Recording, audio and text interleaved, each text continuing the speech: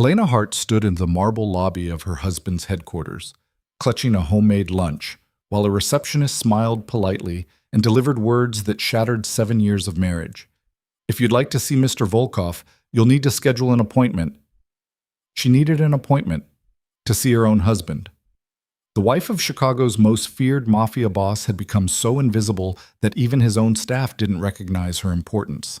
That lunchbox would stay unopened. Those divorce papers would be signed. And Adrian Volkov, the man who controlled an empire, was about to lose the only thing that ever truly mattered. If you're ready to see what happens when a powerful man realizes he's lost everything, stay with me until the end. And please, hit that like button and drop a comment telling me what city you're watching from. I love seeing how far these stories travel. The morning light that poured through the floor-to-ceiling windows of the penthouse should have been beautiful.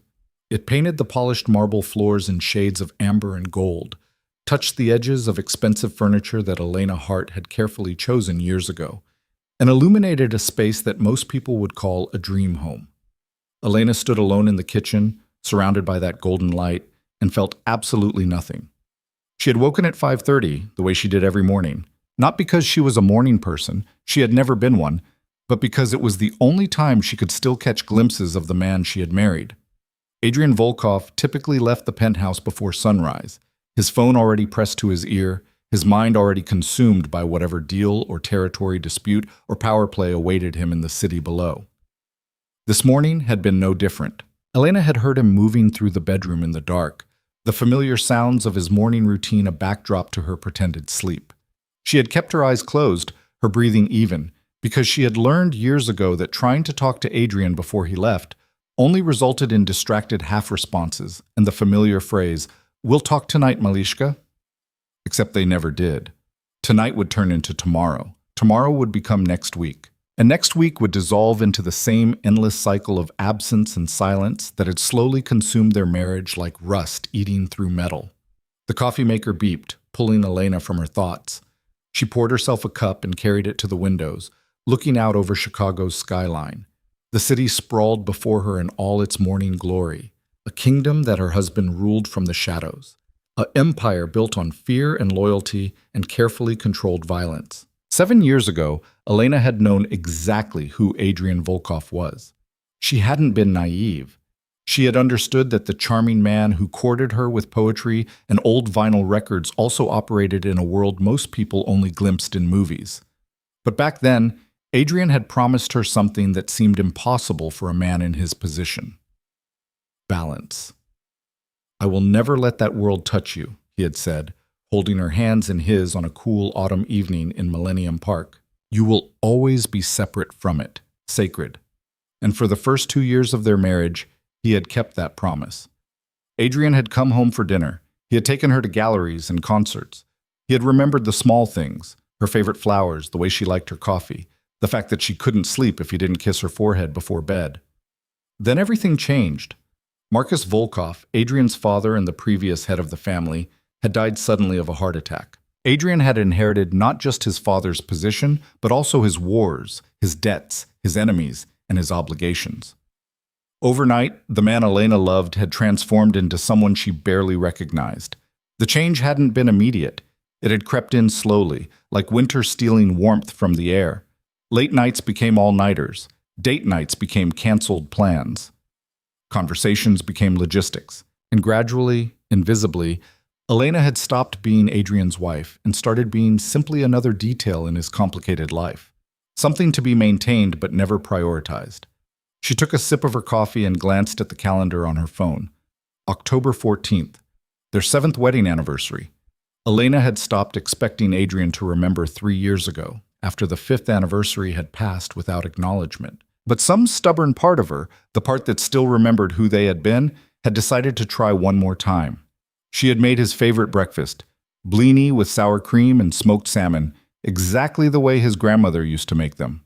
She had bought him a gift, a first edition of Dostoevsky's The Brothers Karamazov, because Adrian had once told her it was the book that made him understand the complexity of loyalty and betrayal. She had even written him a card, something she hadn't done in years, trying to find words that expressed both her love and her loneliness. All of it sat on the dining table, carefully arranged, waiting for a man who had already left. Elena's phone buzzed. A text from her friend Sarah. "Happy anniversary. Any special plans?" Elena stared at the message for a long moment before typing back, "Thank you. Nothing special." She didn't mention that she had spent the previous week researching divorce attorneys. She didn't mention that she had already scheduled a consultation for next Tuesday with Margaret Chen, a lawyer who specialized in high-profile separations. She didn't mention that she had been collecting financial documents, taking screenshots of accounts, and slowly preparing for a reality that felt both terrifying and inevitable, because Elena had finally accepted a truth she had been avoiding for years. She loved Adrian Volkov, but love without presence was just a memory, and she couldn't keep living inside a memory. The sound of the penthouse door opening made her heart jump. For one impossible moment, she thought Adrian had come back, that maybe he had remembered, that maybe this would be the day everything changed. But it was just Katya, their housekeeper, arriving for her shift. "Good morning, Mrs. Volkov," Katya said warmly, setting down her bag. Then she noticed the untouched breakfast on the table, and her expression softened with understanding. "He left early again?" Elena nodded, not trusting herself to speak. Katya walked over and gently squeezed her shoulder. The older woman had worked for the Volkov family for 20 years. She had seen marriages rise and fall, had watched power consume good men, had witnessed the cost of the life they all lived. "You are too good for this loneliness," Katya said quietly in her accented English. "Even a queen deserves to be seen." The words hit Elena harder than she expected. She blinked back tears and managed a weak smile. "I'm fine, Katya. Really." But they both knew it was a lie. Elena spent the rest of the morning trying to distract herself.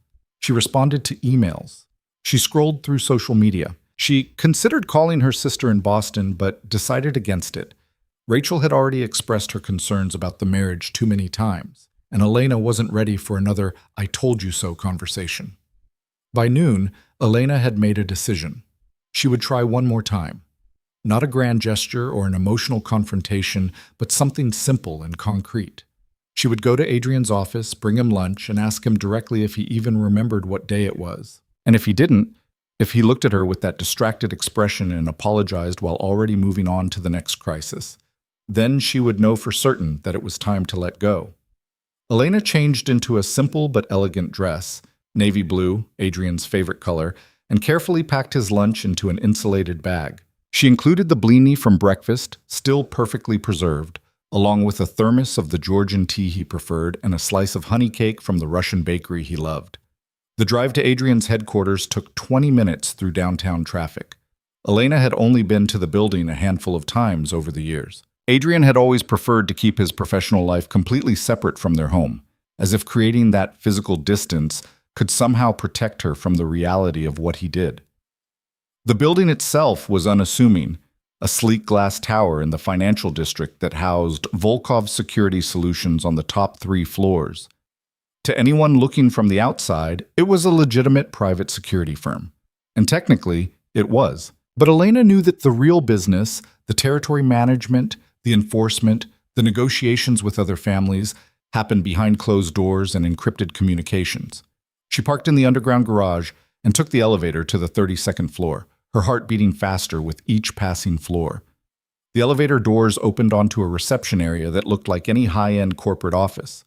Marble floors, minimalist furniture, abstract art on the walls. The only hint of anything unusual was the presence of 2 men in dark suits standing near the entrance, their eyes tracking every movement with professional precision. Elena approached the reception desk, where a young woman with perfect hair and a polished smile looked up from her computer. "Good afternoon," the receptionist said pleasantly. "How can I help you?" "I'm here to see Adrian Volkov," Elena said, trying to sound confident despite the nervous flutter in her stomach. The receptionist's smile remained fixed. "Do you have an appointment?" "No, but I'm sorry," the receptionist interrupted gently, her tone professional but firm. "Mr. Volkov is in meetings all day. If you'd like to see him, I can schedule something for next week. Shall I check his calendar?" Elena stared at her, the words not quite processing at first. An appointment. To see her own husband. "I'm his wife," Elena said quietly. The receptionist's expression flickered, surprise, then embarrassment, then a carefully neutral professionalism. "Oh, Mrs. Volkov, I apologize. I didn't. We don't have your photo on file, and I've only been here a few months, so I didn't recognize." "It's fine," Elena said, though it wasn't fine at all. The fact that the receptionist didn't recognize her, that there was no photo of her in the system, that she was treated like any other visitor seeking an audience with the powerful Adrian Volkov, it all confirmed everything she had been feeling. She had become invisible even in her husband's own building. "Let me call up to his assistant," the receptionist said quickly, reaching for the phone. Elena stood there, clutching the lunch bag, feeling the eyes of the security guards on her. One of them, an older man with gray at his temples, stepped forward. "Mrs. Volkov," he said respectfully, and there was recognition in his eyes. "I remember you. From the holiday party 2 years ago. You wore a red dress." The kindness in his voice nearly broke her. "Thank you," Elena managed. The receptionist spoke quietly into the phone, then looked up. "Mrs. Volkov, I'm so sorry, but Mr. Volkov is currently in a meeting with the senior partners, and his assistant says it's expected to run for at least another 3 hours. She asks if you'd like to leave a message, or if you could come back." "No," Elena said softly. "No message." She set the lunch bag on the reception desk with careful precision, as if it were something fragile that might shatter. "Could you please make sure he gets this?" she asked. "Of course," the receptionist said, relief flooding her voice. Elena turned and walked back to the elevator, her heels clicking against the marble with a hollow sound that seemed to echo through the empty lobby. She felt the security guard's sympathetic gaze on her back. She felt the receptionist's uncomfortable pity. She felt the weight of 7 years of silence pressing down on her shoulders. The elevator doors closed, and Elena saw her own reflection in the polished steel. She looked like a stranger. When had she become this woman? When had she learned to smile through loneliness, to accept absence as normal, to shrink herself so small that even the people who worked for her husband didn't recognize her face? By the time Elena reached her car, tears were streaming down her face. She sat in the driver's seat, hands gripping the steering wheel, and let herself cry for the first time in months. Not quiet, dignified tears, but raw, broken sobs that shook her entire body. She cried for the girl who had believed in love. She cried for the marriage that had slowly died while she pretended not to notice. She cried for the life she had built in her imagination, the one where Adrian came home and actually saw her, where anniversaries mattered, where she was more than just a beautiful accessory in a powerful man's carefully controlled world. When the tears finally stopped, Elena felt something shift inside her. Clarity. She had tried. She had been patient. She had given Adrian every opportunity to choose her, to fight for them, to prove that she mattered more than his empire. And he had failed, not through malice, but through neglect, which somehow hurt even more. Elena drove home in silence, her mind already moving through logistics. The consultation with Margaret Chen was in 4 days. She would need to gather more documentation. She would need to open her own bank account, something separate from the joint finances Adrian controlled. She would need to find an apartment, somewhere small and quiet, where she could figure out who Elena Hart was without Adrian Volkov. The thought terrified her, but staying terrified her more. That evening, Elena waited for Adrian to come home. She had changed out of the navy dress and into comfortable clothes, leggings and an oversized sweater. She had made dinner, more out of habit than hope. And she had rehearsed what she would say, the words she had been holding inside for far too long. Adrian arrived just after midnight. Elena heard his key in the lock, heard his heavy footsteps in the foyer, heard him sigh as he set down his briefcase and phone. "Elena?" he called out, his accent thickening the way it always did when he was exhausted. "You're still awake?" She found him in the living room, loosening his tie and pouring himself a drink. He looked tired, lines around his eyes she didn't remember, silver threading through his dark hair at the temples. For a moment, she felt a pang of sympathy. Then she remembered the receptionist's polite suggestion that she make an appointment. "We need to talk," Elena said. Adrian glanced at her, then at his watch. "Malishka, it's late. Can it wait until—" "No," Elena said firmly. "It can't wait." Something in her tone must have gotten through to him because Adrian actually looked at her, really looked at her, for the first time in weeks. "What's wrong?" he asked, setting down his glass. "Do you know what day it is?" Elena asked. Adrian frowned, clearly running through his mental calendar. She watched him search his memory, saw the exact moment he realized, saw the guilt flash across his face. Fuck, he breathed. The anniversary. Elena, I'm so sorry. I went to your office today, Elena said, cutting off his apology. I brought you lunch. Your favorite. I wanted to surprise you. Adrian's expression shifted to confusion. I didn't know you were... My assistant didn't tell me. Your receptionist didn't recognize me, Adrian. She told me I needed to schedule an appointment if I wanted to see you. An appointment. To see my own husband. The words hung in the air between them.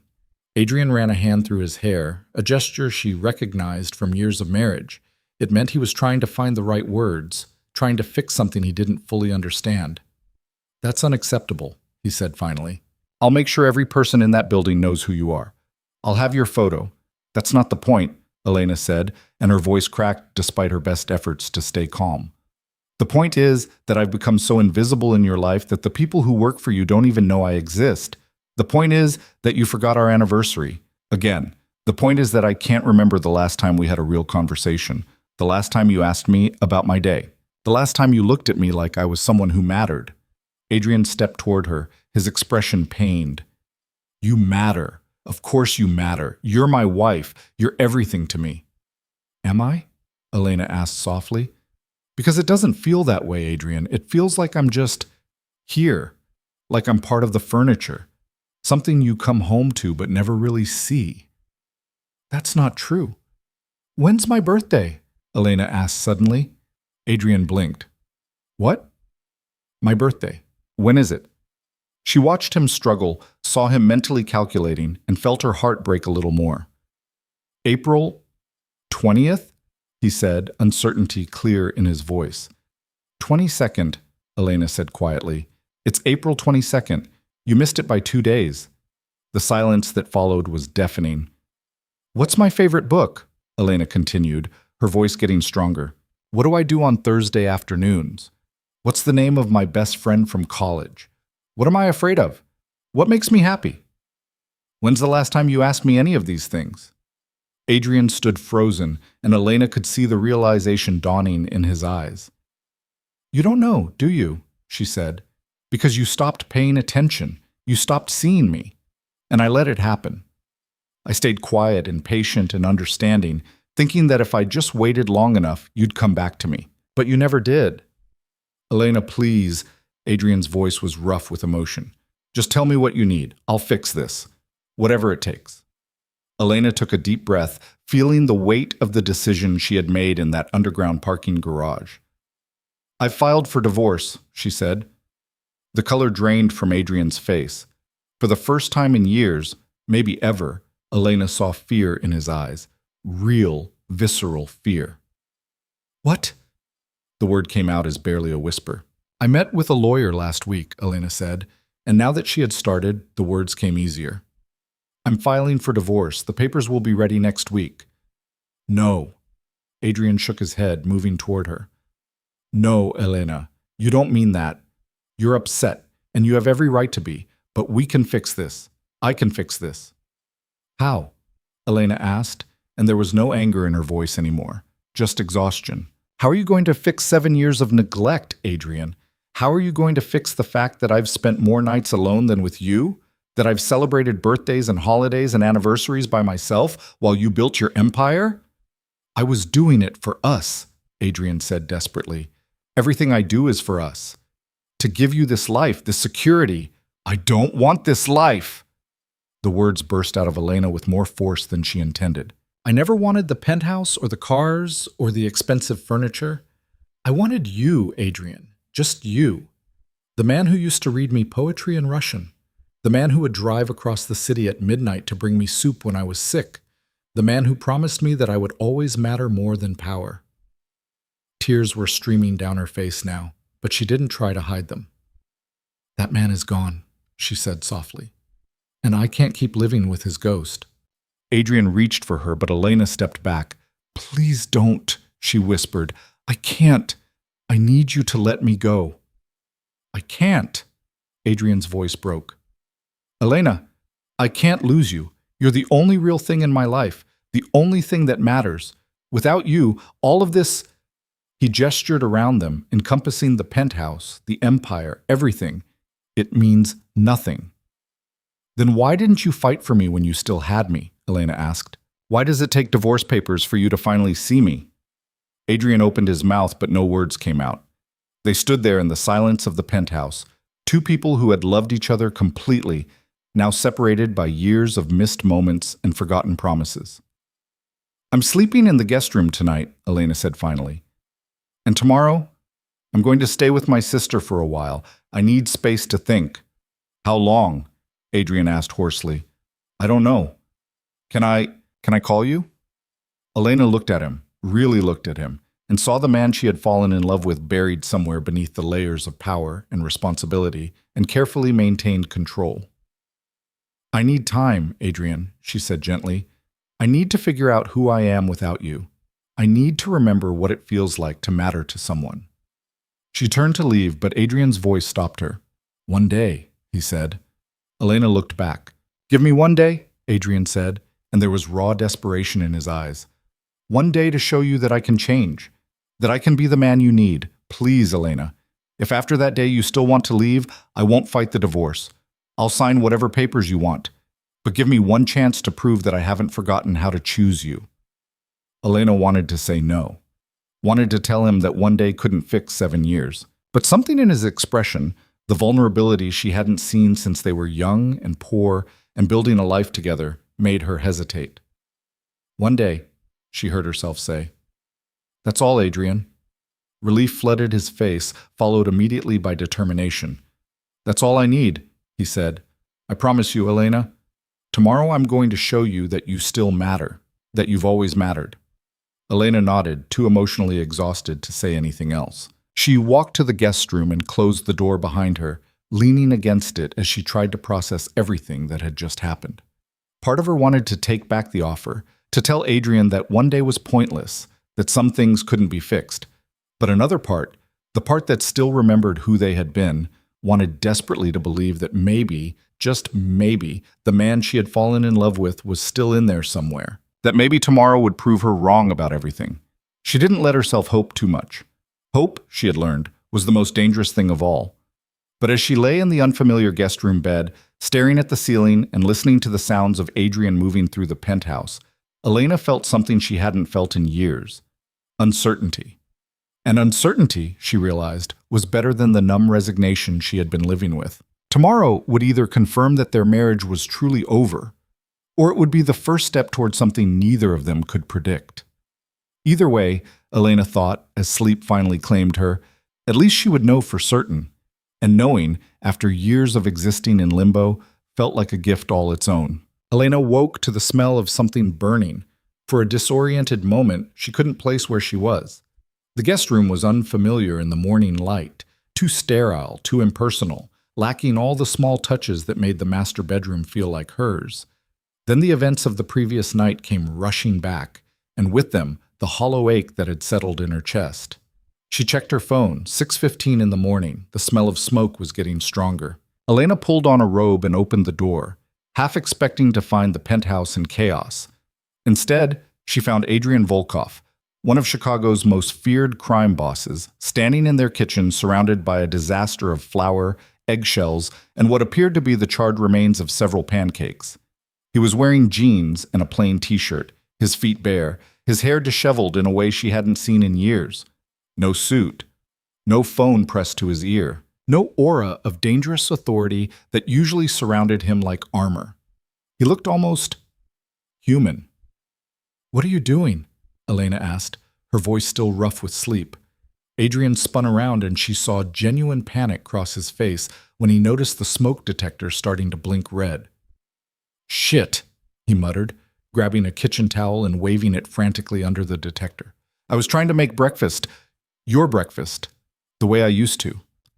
Elena leaned against the doorframe, watching him with a mixture of disbelief and something dangerously close to amusement. "You're burning the penthouse down." "I'm not burning it down," Adrian said defensively, though the evidence suggested otherwise. "I'm just out of practice." He finally managed to silence the smoke detector and turned back to face her, looking sheepish in a way that reminded Elena painfully of the young man she had fallen in love with. Back when they were poor and ambitious and making terrible meals together in a cramped apartment that barely had room for a bed, let alone a kitchen. "When's the last time you cooked anything?" Elena asked quietly. Adrian ran a hand through his hair. 7 years ago, maybe longer. The admission hung between them. 7 years. The entire length of their marriage, he had been so consumed by building his empire that he had forgotten how to do the simple things, the human things. "I called in sick," Adrian said suddenly, his Russian accent thicker than usual, another tell that he was nervous. "To my own organization. I told Dmitri that all meetings are canceled today and that I'm not to be disturbed unless someone is literally dying." Elena stared at him. "You did what?" "I promised you one day," Adrian said, meeting her eyes with an intensity that made her breath catch. "One day to prove I can change. So today, I'm not Adrian Volkov, head of the Volkov family. I'm just Adrian, your husband. If you'll still let me try." Elena felt her carefully constructed walls beginning to crack. She wanted to stay angry, to maintain the distance she had fought so hard to create, but the sight of him standing there in their destroyed kitchen, looking vulnerable and determined and terrified all at once, made it impossible. "You really called in sick," she said again, still processing. "I really did." Adrian gestured at the ruined pancakes. "And I really tried to make you breakfast. It didn't go well." Despite everything, Elena felt a small smile tug at her lips. "No, it didn't." "Will you let me try again?" Adrian asked. "Not the pancakes, the day. Us. Will you give me this chance, Elena?" She should have said no. She should have packed her bag and left for Rachel's house in Boston, put distance between herself and the hope that was starting to take root in her chest against her better judgment. But instead she heard herself say, "What did you have in mind?" Relief flooded Adrian's face, so powerful and genuine that it almost hurt to witness. "Trust me," he said softly. "Just for today, please." Elena nodded slowly, and Adrian's entire body seemed to relax. "Get dressed," he said. "Something comfortable. We're leaving in 30 minutes. "Where are we going?" "Somewhere we should have gone back to a long time ago." 25 minutes later, Elena found herself in the passenger seat of Adrian's personal car. Not the armored SUV he usually traveled in, not the town car with the driver, but the old Audi he had bought when they first got married and barely used anymore. It still had her favorite coffee cup in the holder, still had the CD of Russian folk songs they used to listen to on long drives. Adrian drove in silence through the morning traffic, heading south out of the downtown core. Elena watched the familiar streets pass by, recognizing the route with a jolt of surprise. "We're going to Bridgeport," she said. Adrian glanced at her, a slight smile touching his lips. "You remember." How could she forget? Bridgeport was the neighborhood where their story had begun, where they had lived in a tiny apartment above a Polish bakery, where Adrian had worked security at a warehouse while quietly building connections in his father's world, where Elena had finished her degree and dreamed of a future that felt both terrifying and limitless. They had been poor. They had eaten ramen more nights than not. They had shared one bathroom with a temperamental shower and a bedroom so small that they could barely fit a full-sized bed. And they had been happy. The neighborhood looked different now. Gentrification had crept in over the years. New coffee shops replacing old diners, boutique stores where there used to be check-cashing places. But the bones of it remained the same. The Catholic church on the corner with its fading paint. The park where families gathered on weekends. The streets where Elena had learned to navigate a city that had once felt impossibly large. Adrian parked on a side street and turned off the engine. For a moment, they both just sat there, surrounded by ghosts of who they used to be. "Do you remember the first time I brought you here?" Adrian asked quietly. Elena nodded. "You were embarrassed. You kept apologizing for the apartment, for the neighborhood, for not being able to give me more." "You told me you didn't need more," Adrian said, and there was something raw in his voice. "You said you just needed me." "I meant it." "I know." Adrian turned to look at her fully. "I spent 7 years trying to give you everything except the one thing you actually wanted. And I'm sorry, Elena. I'm so fucking sorry." Elena felt tears prick at her eyes, but she blinked them back. "Show me," she said. "Don't tell me. Show me." Adrian nodded and got out of the car, coming around to open her door. A small gesture, but one he hadn't done in years. Elena took his offered hand and let him help her out. They walked through the neighborhood together, and with each step, Elena felt time folding in on itself. The coffee shop that used to be Stanislaus Bakery, where Adrian would buy her cherry pierogies every Friday. The laundromat where they had done their washing together, sitting on the folding tables and talking about everything and nothing. The corner store run by Mrs. Chen, who used to slip them discount vegetables because she knew they were struggling. Mrs. Chen retired, Adrian said, nodding toward the store. But her daughter runs it now. I made sure she got a good price on the lease when the building was bought out. Elena glanced at him. You did that? I do pay attention to some things, Adrian said quietly, just not the right things. They continued walking until they reached a small park, barely more than a playground and a few benches surrounded by trees. It was here that Adrian had proposed 7 years ago, on an October evening when the leaves were turning gold and the air smelled like autumn. Adrian led her to the same bench where he had gotten down on one knee. It looked older now, the paint chipped and faded, but it was the same bench, their bench. They sat down together, not touching, and for a long moment neither of them spoke. I used to come here, Adrian said finally, after the really bad days. The days when I had to do things I wasn't proud of, when I had to make decisions that kept me up at night. I would drive here and sit on this bench and try to remember why I was doing it all. Elena turned to look at him, surprised. I didn't know that. I never told you. I didn't want you to see that part of me, the part that was drowning in responsibility and violence and obligations I never asked for. Adrian's jaw tightened. My father built an empire, and when he died, he left me with no choice but to maintain it. Every day I tell myself I'm doing it for you, to protect you, to give you the life you deserve. But I never asked for that life, Elena said softly. I know. Adrian looked down at his hands. I know that now. But by the time I realized it, I was so deep in that world that I couldn't see a way out. And somewhere along the way, I started using it as an excuse. Every missed dinner, every forgotten anniversary, every night I came home too late and too tired to be the husband you needed. I told myself it was necessary, that you would understand, that it was temporary. It was never temporary, Elena said. No, Adrian agreed. It wasn't. And I kept lying to myself until the day you walked into my building and had to make an appointment to see me. Do you know what that felt like, Elena? When Dmitri called me after you left and told me my wife had been there, when I realized that my own staff didn't recognize you because I had kept you so separate from my life that you might as well not exist?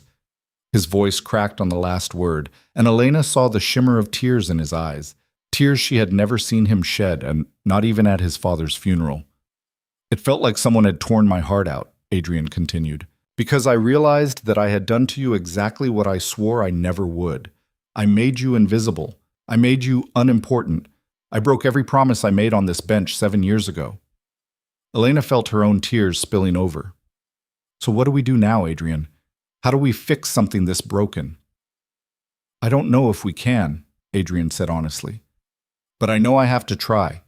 Because losing my father's empire would hurt. Losing my position, my power, my reputation, all of that would hurt. But losing you would destroy me, Elena. Completely and utterly destroy me. He reached for her hand, and after a moment's hesitation, she let him take it. I'm not asking you to forget the last 7 years, Adrian said, his thumb tracing circles on her palm the way he used to do when they were young.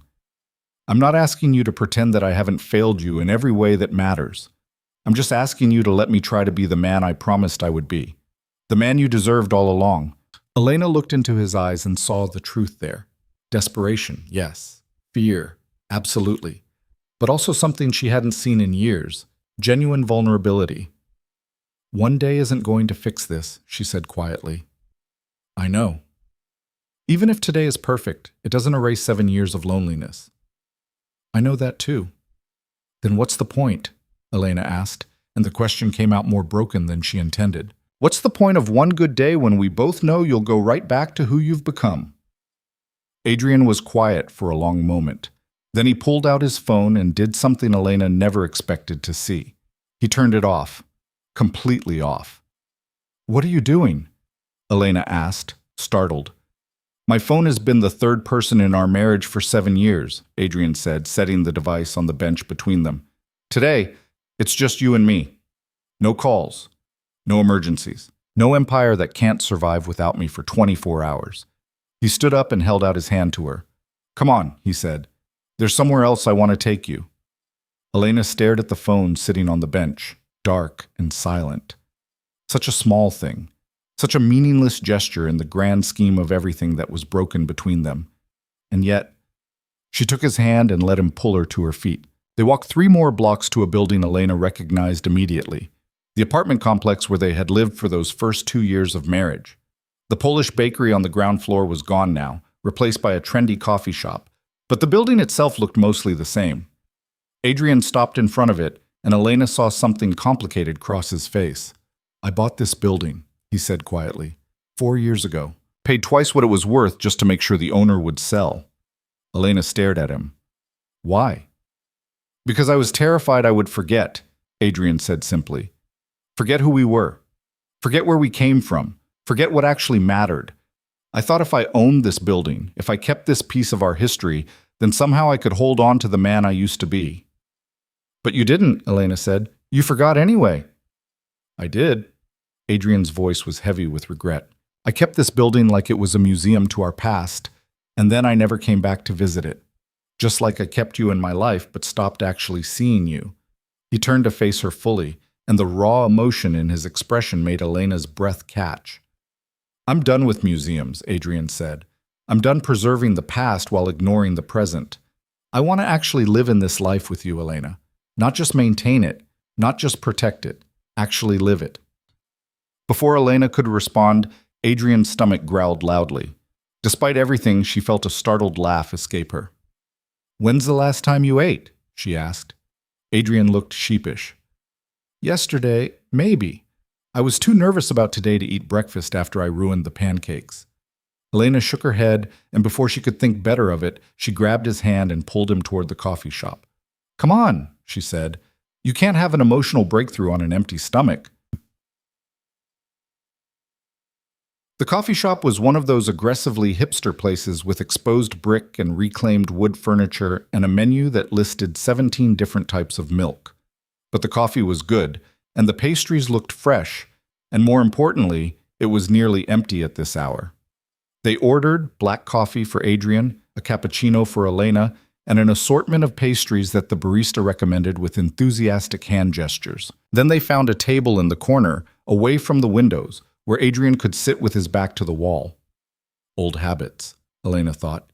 Even trying to be normal, he couldn't shake the instincts that came with his world. Do you remember our first real date?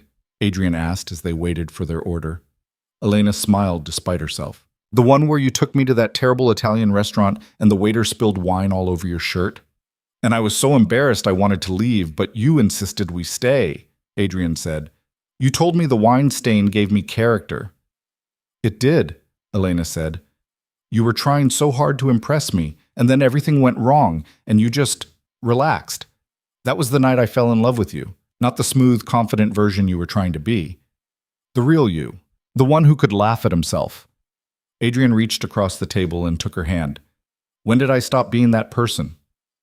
I don't know, Elena said honestly. It happened so gradually that I didn't notice until he was already gone.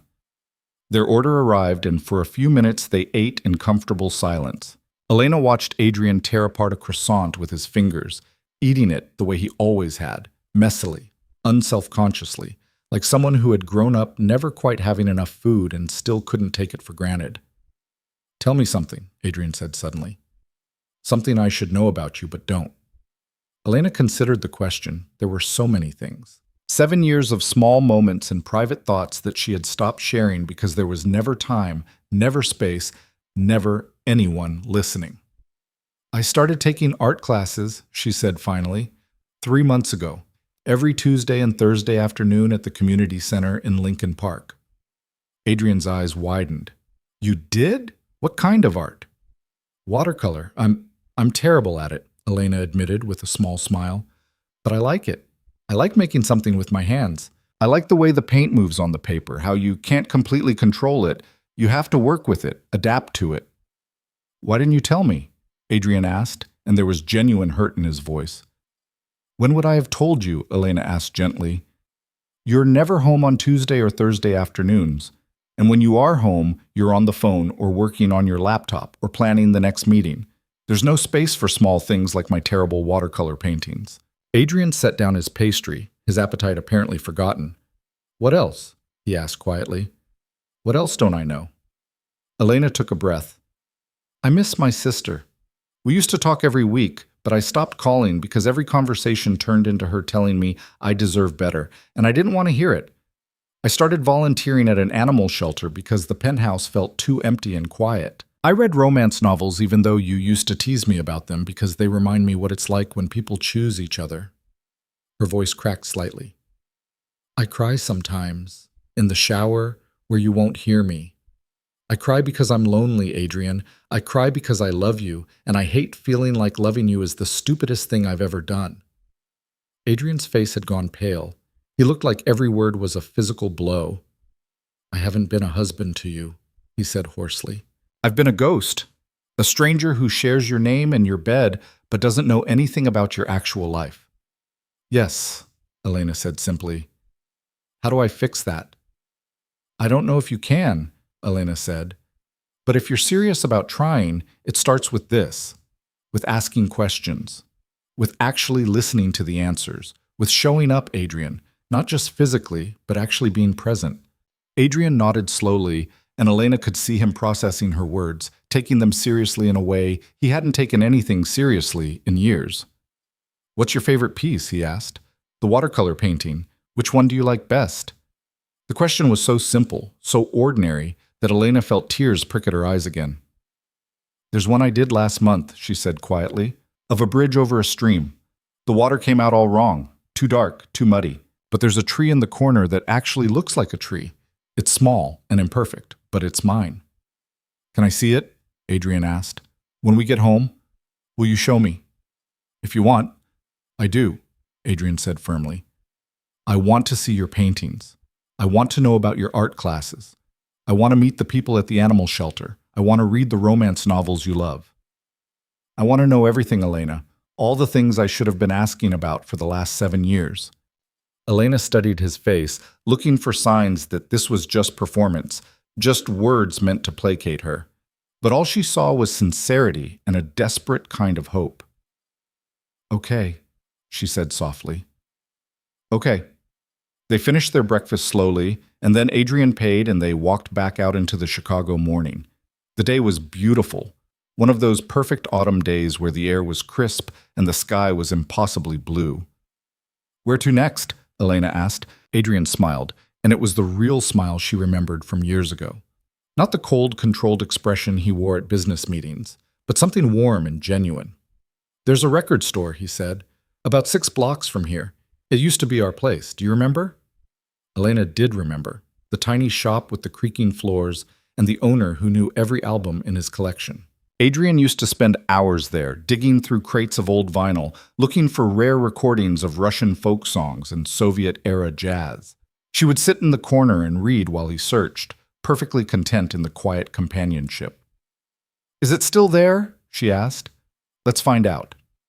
They walked through the neighborhood hand in hand, and Elena felt the strangest sensation of time collapsing. She was both the woman she had become, older, wearier, scarred by years of loneliness, and the girl she had been, walking these same streets with her whole life ahead of her. The record store was still there, miraculously unchanged. The same faded sign, the same dusty window display, the same bell that chimed when they pushed open the door. The owner, an elderly man named Morris, who had to be in his 80s now, looked up from behind the counter and did a double-take when he saw them. Adrian Volkov, Morris said, his voice raspy with age but warm with recognition. I'll be damned. Thought you'd forgotten about my little shop. Never, Adrian said, and there was genuine affection in his voice. How are you, Morris? Still breathing, still selling records nobody wants to buy anymore, Morris said with a shrug. Then he looked at Elena and smiled. And you brought the missus. Been a long time, young lady. Too long, Elena agreed. Morris waved his hand dismissively. Time moves different for young people. You got places to be, empires to build. But you're here now, and that's what matters. He gestured toward the back of the store. Got some new stock in last week. Well, New old stock. Some estate sale in Evanston. Beautiful stuff. Adrian's eyes lit up in a way Elena hadn't seen in years, and he headed toward the back of the store like a kid in a candy shop. Elena watched him go, then turned back to Morris, who was studying her with knowing eyes. "He's trying," Morris said quietly. "I can see it. Question is, are you going to let him?" Elena was startled by the old man's directness. "I don't know yet." Morris nodded. "That's honest, at least. Can I tell you something? Something I learned in 53 years of marriage before my Dolores passed?" "Please?" "People don't change," Morris said. "Not really, but they can choose to be better versions of themselves if they want it badly enough. The question isn't whether Adrian can be perfect. It's whether he can be present. Whether he can show up for the small moments and the boring days and the times when there's no crisis to solve or empire to maintain." He paused, then added, "You deserve someone who shows up, Elena. Make sure he understands that." Before Elena could respond, Adrian emerged from the back carrying 3 records with the triumph of a treasure hunter who had struck gold. "Look," he said, his accent thick with excitement. "Okujava. Original pressing from 1968. I've been looking for this for years." He was so animated, so alive, that Elena felt her heart twist. This was the Adrian she had fallen in love with, the man who found joy in small discoveries, who collected beautiful things not for their value, but for their meaning. "And this," Adrian continued, holding up another record, "Vysotsky, the one with the song you loved. The one about the wolf hunt," Elena finished, the memory flooding back. "You used to play it on Sunday mornings." "I did." Adrian's expression softened. "I'd forgotten that." They spent another hour in the record store, going through crates and listening to snippets of songs on Morris's old turntable. Adrian bought 6 records, including one that Elena picked out, a compilation of French chanson singers that she had never heard, but that Morris insisted was essential. When they finally left, the afternoon sun was already starting to slant toward evening. They had been out for hours, Elena realized. Hours where Adrian hadn't checked his phone once, hadn't mentioned business, hadn't retreated into the cold, controlled persona he usually wore like armor. "Are you hungry?" Adrian asked as they walked back to the car. Elena realized she was starving. "Very." "Good." Adrian unlocked the car but didn't get in. Instead, he leaned against it and looked at her with an expression she couldn't quite read. "There's one more place I want to take you, if you're willing." "Where?" "It's a surprise," Adrian said, "but I promise it's worth it." Elena should have been exhausted, should have been emotionally drained from a day spent navigating the complicated landscape of their broken marriage, but instead she felt something she hadn't felt in years: curiosity. "Okay," she said, "show me." They drove west this time, out of the city and into the suburbs, and then further still into areas that Elena didn't recognize. The urban landscape gave way to fields and scattered houses, and the sun began to set in shades of orange and gold. Finally, Adrian pulled off onto a dirt road that led to a small lake surrounded by trees. The water reflected the dying light like a mirror, and the only sound was the wind moving through the leaves. "Where are we?" Elena asked. Adrian parked the car and turned to her. "Do you remember when we first got married? You told me you wanted to live somewhere with water. You said it made you feel peaceful." "I remember." "I found this place 3 years ago," Adrian said quietly. "I was driving out here for a meeting with a contact, and I got lost, and I ended up here. And I thought of you. I thought about how much you would love it, how you would want to sit by this lake and watch the water and just be still." He got out of the car, and Elena followed. Adrian walked to the edge of the lake and stood there, his hands in his pockets, looking out at the water. "I bought this land," he said, "all of it, 40 acres. I told myself I was going to build you a house here, a place where you could escape from the city, from my life, from all of it, where you could paint and be quiet and just exist without the weight of being Mrs. Volkov." Elena felt her throat tighten. "Why didn't you?" "Because I was a coward," Adrian said simply. "Because building you a house meant admitting that you needed escape from me, that I had failed to make our actual home a place you wanted to be. So I kept the land, and I kept the dream, and I did nothing with either of them." He turned to face her, and in the fading light, Elena saw tears on his face. "I don't know how to fix what I've broken. Adrian said, his voice rough with emotion. I don't know if 1 day or 1 week or 1 year is enough to prove to you that I can be the man you need. But I know this, Elena. I love you. I have always loved you, and I'm tired of being too scared and too proud and too stupid to show you. Elena walked to him across the grass, her own tears falling freely now. When she reached him, she put her hand on his chest, feeling his heartbeat beneath her palm. I love you too, she whispered. I never stopped. Even when I wanted to. Even when it hurt too much to keep loving you, I couldn't stop. Adrian cupped her face in his hands, his thumb brushing away her tears. Then tell me what to do, he said desperately. Tell me how to earn you back. Elena looked up at him, at this powerful, dangerous man who ran an empire built on fear and loyalty, and saw only the boy she had fallen in love with, scared, vulnerable, completely human. Keep showing up, she said. Not just today, tomorrow, next week, next month. Keep choosing me over everything else. Keep asking me questions and listening to the answers. Keep being this version of yourself, the one who remembers that love is a verb, not just a feeling. I can do that, Adrian said. I will do that. And if you slip, Elena asked, if you fall back into old patterns, if the empire starts consuming you again, then you call me on it, Adrian said firmly. You don't stay silent. You don't let me get away with it. You demand better from me, Elena, because I need you to hold me accountable. I need you to remind me what actually matters. Elena nodded slowly. This doesn't fix everything. I know. I'm still hurt, still angry, still not sure if we can actually make this work. I know that too, but I want to try, Elena admitted. I want to believe that today isn't just an anomaly, that you can actually change. Adrian pulled her into his arms, and Elena let herself lean into him, breathing in the familiar scent of him, cedar and smoke and something uniquely Adrian. I will spend every day for the rest of my life proving it to you, he murmured into her hair. I swear it, Malishka. On everything I have, everything I am. You are my priority now. Not the family, not the business, not the empire. You. They stood there by the lake as the sun set completely, holding each other in the gathering darkness. And for the first time in 7 years, Elena felt something that had been missing for so long, she had almost forgotten what it felt like. Hope. They drove back to the city in comfortable silence, the kind that came from shared understanding rather than the hollow absence of words. Elena watched the lights of Chicago emerge from the darkness as they crossed back into the urban landscape, and she felt the real world beginning to reassert itself around the fragile bubble they had created during their day together. Adrian's phone was still off.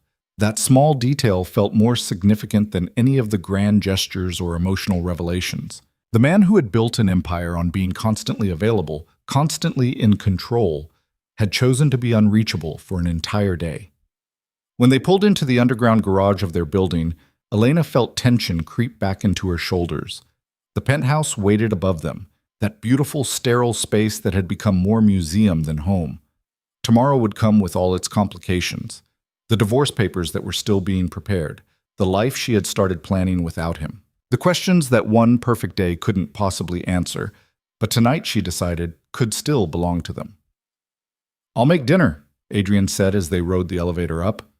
And before you make that face, I promise to stick to things I can't burn, salad, pasta, nothing that requires actual cooking skills. Elena felt a smile tug at her lips despite herself. That's probably wise. The penthouse felt different when they walked in. The same furniture, the same view, the same expensive emptiness. But something had shifted. Maybe it was just her perception, or maybe it was the way Adrian immediately went to the kitchen and started pulling out ingredients with the focused determination of someone trying to prove a point. Go relax, he said when Elena moved to help. You've been patient with me all day. Let me do this. Elena hesitated, then nodded and retreated to the living room. She curled up on the sofa with one of the books she had been reading, a romance novel she had hidden on her e-reader because it felt too vulnerable to have Adrian see her reading something so hopeful, so full of love, that actually worked. 15 minutes later, Adrian appeared in the doorway, holding 2 wine glasses and a bottle of red. The pasta is cooking, he announced. And by cooking, I mean boiling in water, which even I can manage. He poured wine for both of them and handed her a glass. What are you reading? Elena hesitated, then decided there was no point in hiding anymore. It's called The Love Hypothesis. Sarah recommended it. What's it about? Adrian asked, sitting down beside her. A woman who fake dates her colleague to avoid awkward situations, and then they fall in love for real, Elena said. It's silly, predictable, but I like it. Why do you like it? Adrian asked, and she could tell he genuinely wanted to know. Elena took a sip of wine, considering. Because it shows people choosing each other. Even when it's complicated, even when there are obstacles, they keep choosing to show up. They communicate. They work through problems instead of avoiding them. Adrian was quiet for a moment. Like we should have been doing. Yes. He nodded slowly, then stood. Let me check the pasta. Stay there. Keep reading. I want to hear more about this hypothesis later. Elena watched him disappear back into the kitchen, and something warm unfurled in her chest. These small moments, the questions, the attention, the genuine interest in her thoughts, this was what she had been starving for. Not grand romantic gestures or expensive gifts, just the simple act of being seen. Dinner was surprisingly edible. Adrian had made spaghetti aglio e olio, heavy on the garlic and olive oil, exactly the way Elena liked it. They ate at the kitchen counter rather than the formal dining table, their knees touching, the conversation flowing more easily than it had in years. Tell me about the animal shelter, Adrian said, twirling pasta around his fork. What do you do there? I walk the dogs mostly, Elena said. There's this old pit bull named Bruno who nobody wants to adopt because he looks scary. But he's the sweetest thing. He just wants to lean against you and snore. You always wanted a dog, Adrian remembered. When we first got married, you talked about getting one. You said the penthouse wasn't appropriate for pets. Adrian winced. I said a lot of stupid things, apparently. Would you still want one? A dog? Elena looked at him carefully, trying to determine if this was genuine interest or just more promises he wouldn't keep. Are you actually asking, or are you just saying what you think I want to hear? I'm asking, Adrian said firmly. If you want a dog, we'll get a dog. Hell, we'll get Bruno if he needs a home. The penthouse has enough space, and if it doesn't feel right here, we have 40 acres by a lake where he could run. The mention of the lake property made Elena's heart skip. You're serious about that place? I've never been more serious about anything, Adrian said. I want to build something there. Not right away. I know we have work to do first, but eventually. A place that's just ours, where you can paint, and I can pretend to know how to garden, and we can remember what it feels like to just be two people who love each other. Elena felt tears threatening again. She seemed to cry more in the last 2 days than she had in the previous 2 years. But these tears felt different, less like grief and more like release. I'd like that, she said softly. They cleaned up dinner together, falling into an easy rhythm that reminded Elena of their early days together. Adrian washed while she dried, and they talked about small things, the record store, Morris's story about his late wife, the terrible coffee shop with 17 types of milk. When the kitchen was clean, Adrian turned to her with an expression that was both nervous and determined. I want to show you something, he said. Will you come with me?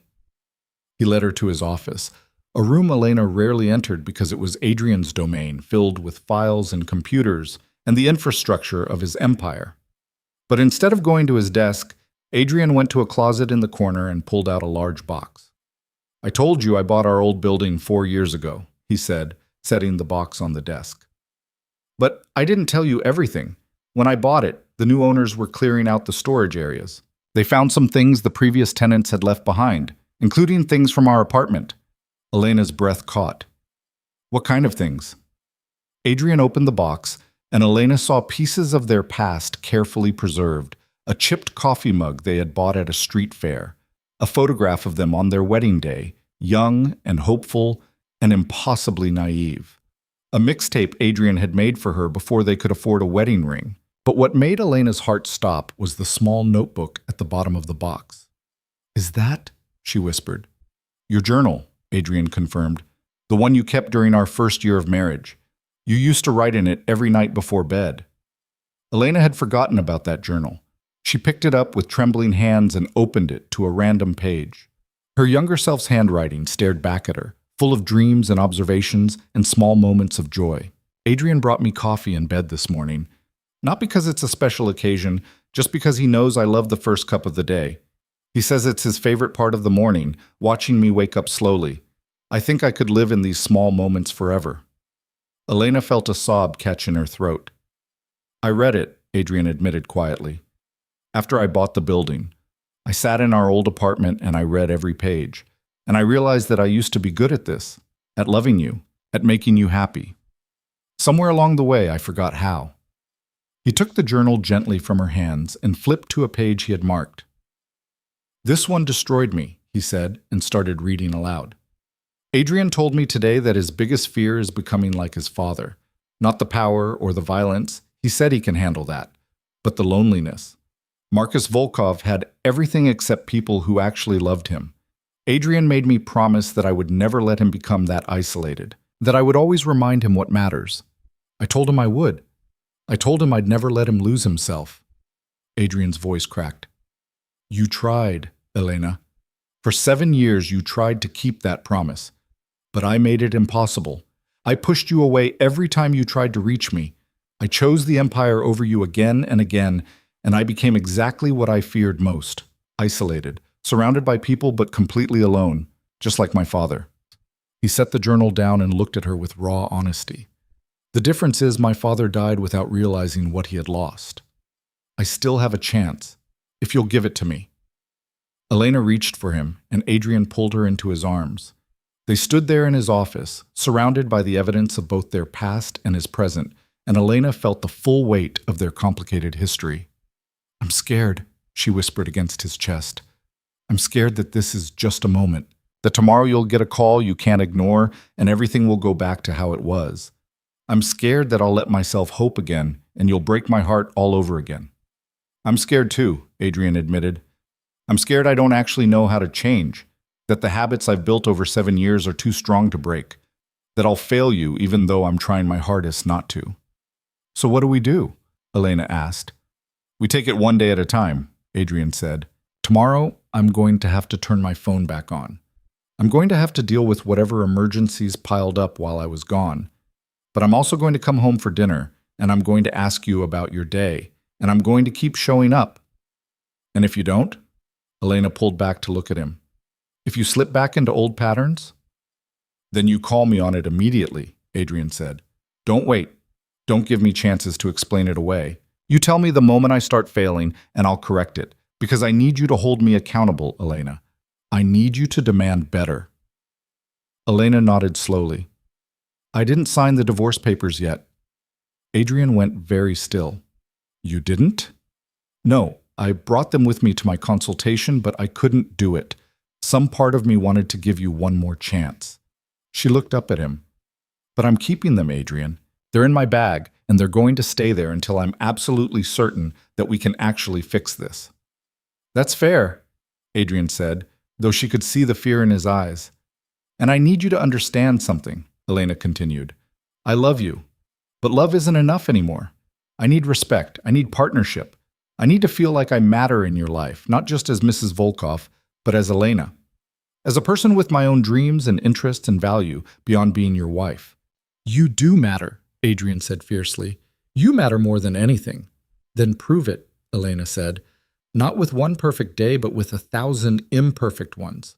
Prove it by showing up when it's boring, when there's nothing romantic or dramatic happening, when it's just Tuesday night and we're both tired and there's nothing on TV. That's when I need you to choose me. I will, Adrian promised. I swear to you, Elena, I will. They stood there in the quiet of his office, and Elena made a decision. She wasn't ready to forgive everything, wasn't ready to pretend that 7 years of loneliness could be erased by one day of attention. But she was ready to give him a real chance, not out of weakness or desperation, but from a place of clear-eyed understanding. She knew who Adrian Volkov was. She knew the world he operated in, the pressures he faced, the impossible balancing act between being a good man and running an empire built on violence. And she knew that change would be messy and imperfect and full of setbacks. But for the first time in years, she believed he actually wanted to try.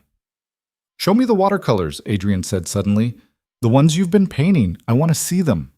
Elena blinked at the change of subject. Now? Right now. I want to know this part of your life, the part I've been missing. She led him to the second bedroom that she had converted into a small studio space. Adrian had probably never even opened this door in the last 3 years. Inside, Elena's paintings were scattered around, some framed, most not, all of them amateur but earnest attempts at capturing moments of beauty. Adrian walked around the room slowly, studying each painting with genuine attention. He stopped in front of the one Elena had mentioned at breakfast, the bridge over the stream with the messy water and the one tree that actually looked right. "This one," he said.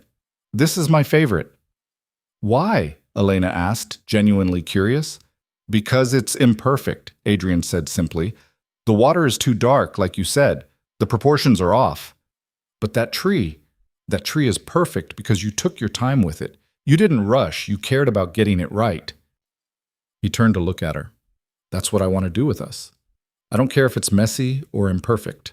I just want to take the time to get it right." Elena felt something in her chest loosen. "That's probably the most romantic thing you've said to me in 7 years. Adrian smiled, a real, genuine smile that reached his eyes. "I'm out of practice. I'll probably say a lot of awkward, fumbling things while I figure out how to do this again." "I can live with awkward," Elena said, "as long as it's honest." They spent the next hour in her studio, and Elena told him about each painting, the landscape she had attempted and failed at, the portrait of their old apartment building that she had painted from memory, the abstract piece she had created on a particularly lonely night when she couldn't sleep and needed to do something with her hands. Adrian listened to all of it, asked questions, and didn't once check the phone that was still turned off somewhere in his office. When they finally went to bed, together, in the master bedroom rather than separate rooms, Elena felt something she hadn't felt in their bed in years. Intimacy.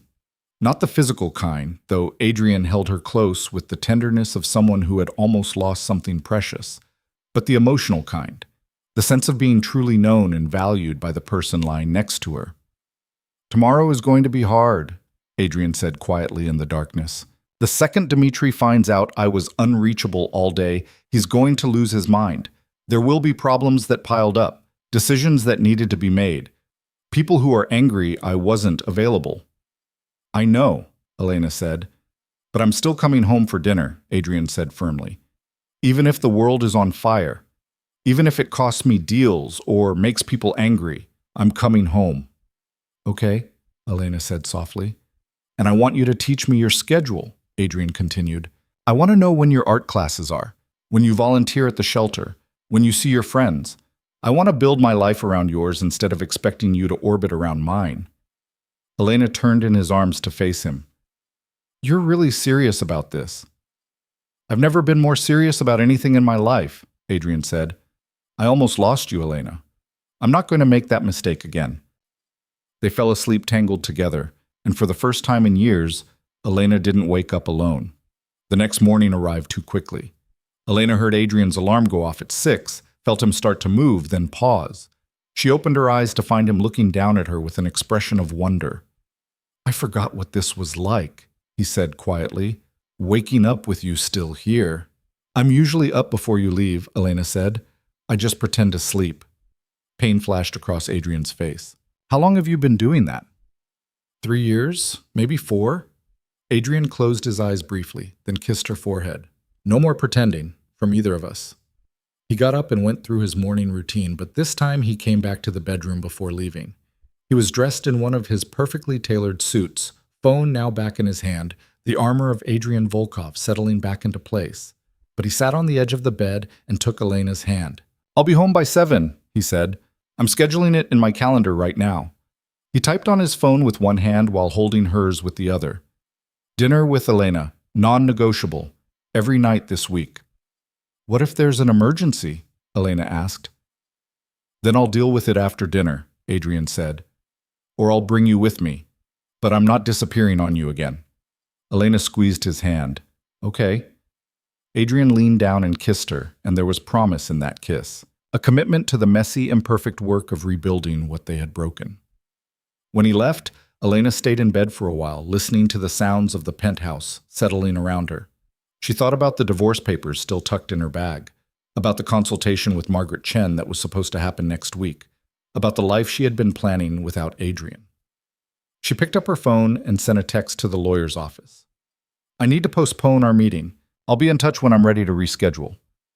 It felt both terrifying and liberating to hit send. Elena got up and made herself coffee, then settled in the living room with her phone. She called her sister Rachel for the first time in 2 months. "Elena?" Rachel's voice was cautious. "Is everything okay?"